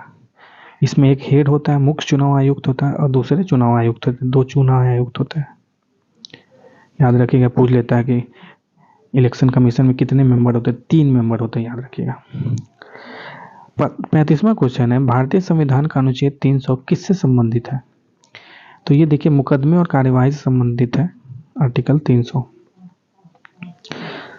36वां क्वेश्चन है, भारत का राष्ट्रपति कितनी बार पुनः चुनाव के लिए पात्र होता है? तो इसका आंसर ई होगा, क्योंकि भारत के चुनाव राष्ट्रपति कितनी बार भी चुनाव लड़ सकता है। भारत में ये लिमिट नहीं है, जैसे अमेरिका में लिमिट है, 2 बार से ज़्यादा आप चुनाव नहीं लड़ सकते। मान लीजिए एक बार जीत गए, अगली बार भी आप जीत गए और बन गए, तो फिर से आप इलेक्शन नहीं लड़ सकते। मतलब ज़िंदगी में आप टोटल मिला के 2 बार ही राष्ट्रपति बन सकते हैं अमेरिका में। पर भारत में ऐसा नहीं है, आपको जितनी बार बन सकते लोग बनाएगा तो बन सकते हैं, बनते रहिए। 37वां क्वेश्चन है, भारतीय संविधान को बनने में कितना समय लगा था? तो ये था 2 साल 11 महीना 18 दिन, या ये बोलिए 3 साल में 12 दिन कम, ठीक ना। तो 12 दिन कम का क्या मतलब हुआ? देखिए 11 महीना हो जाएगा, 18 दिन नहीं हो जाएगा, 18 + 12 तो हो जाएगा आपका। ऐसे 31 दिन होता है, ठीक है, आप उतना दिमाग भी मत लगाइए। दिसंबर में 31 दिन होता है, मैं नॉर्मल याद रखिए, थोड़ा 12 का फीवर सही है, या 13 याद रख लीजिए, 3 साल में 13 दिन कम, वैसे याद रख लीजिए, उतना दिमाग नहीं, 12 दिन ही याद रखिए नॉर्मली। इसका आंसर सी है। 38वां क्वेश्चन, लोकसभा में प्रथम महिला सभापति कौन थी? तो मीरा कुमार है, वो बिहार के क्षेत्र से आई थी। मीरा कुमार प्रथम सभापति, महिला सभापति थी। 39वां क्वेश्चन है, किस वर्ष राष्ट्रीय मानवाधिकार आयोग की स्थापना की गई थी? तो इसमें तो कोई ऑप्शन नहीं है, क्योंकि 1993 में 12 अक्टूबर 1993 को राष्ट्रीय मानवाधिकार national human rights commission NHRC national human right commission राष्ट्रीय मानवाधिकार आयोग की स्थापना की गई थी 1993 में। और इसके हेड कौन थे? अभी आज में कौन इसके हेड है? अरुण कुमार मिश्रा। अरुण कुमार, ये भी पूछ सकता है करंट अफेयर बोल के, अरुण कुमार मिश्र इसके हेड है अभी। तो इसका आंसर ई हो जाएगा 39 का। 40वां क्वेश्चन है, भारतीय संविधान के अनुच्छेद 360 में राष्ट्रपति को किसकी घोषणा करने का अधिकार है? तो फाइनेंशियल इमरजेंसी लगाने का जो घोषणा है आर्टिकल 360 में, जो कि आज 360 में फाइनेंशियल वित्तीय आपातकालीन, मतलब कि देश की बहुत बुरी अर्थव्यवस्था हो गई है, तब जाके फाइनेंशियल इमरजेंसी लगता है। तो ये कब इससे पहले लगा था? आज तक कभी नहीं लगा। जब से हम आज़ाद हुए 1947 के बाद, तब से ये आज तक कभी नहीं लगा। प्रेसिडेंट लोग बहुत बार लगा है, हमारे बिहार में ही बहुत बार लग चुका है। ये आर्टिकल 356 में है, प्रेसिडेंट्स रूल इसको बोला जाता है। इसमें प्रेसिडेंट का रूल आ जाता है, पर रूल मतलब कि किसी स्टेट में इसी को राष्ट्रपति शासन बोलते हैं, पर राष्ट्रपति का रूल होता है, पर इस पर मतलब मेन देखरेख कौन करता है? मान लीजिए बिहार में लग गया राष्ट्रपति रूल, तो कौन देख रेख करेगा? यहाँ का जो गवर्नर होगा ना, वो देख रेख करेगा, वो रूल एंड रेगुलेशन को देखेगा। तो ये आर्टिकल 356 में है, इसका बहुत ज़्यादा प्रयोग होता है मौलिक अधिकारों को रोकने की। तो ये ऐसा कुछ नहीं है। आर्टिकल 360 आपका फाइनेंशियल इमरजेंसी है, और नेशनल इमरजेंसी होता है 352। और आर्टिकल इसका प्रयोग हुआ था यही हमारे जो आजकल इंदिरा गांधी के बारे में सुनते हैं ना, कि इमरजेंसी लगा दिया, इमरजेंसी लगा दिया। कौन सा इमरजेंसी था? वो था नेशनल इमरजेंसी, मतलब आर्टिकल 352 का प्रयोग किया गया था उस समय। Article 352 national emergency, article 356 president राष्ट्रपति शासन, और आर्टिकल 360 वित्तीय आपातकाल। तो ये था पॉलिटी का क्वेश्चन 40 तक। तो टोटल आपकी सोशल साइंस के 9वीं क्लास कक्षा 9वां और 10वां का हो गया पूरा। अगर आपको कहीं पे कोई डाउट लग रहा है तो नीचे कमेंट कीजिए। अगर वीडियो अच्छा लग रहा है तो लाइक कीजिए, सब्सक्राइब कीजिए, और ऐसे ही और वीडियो और दूसरे सब्जेक्ट का सॉल्यूशन देखने के लिए हमारे साथ बने रहें। चलिए मिलते हैं अगले वीडियो में। नमस्कार।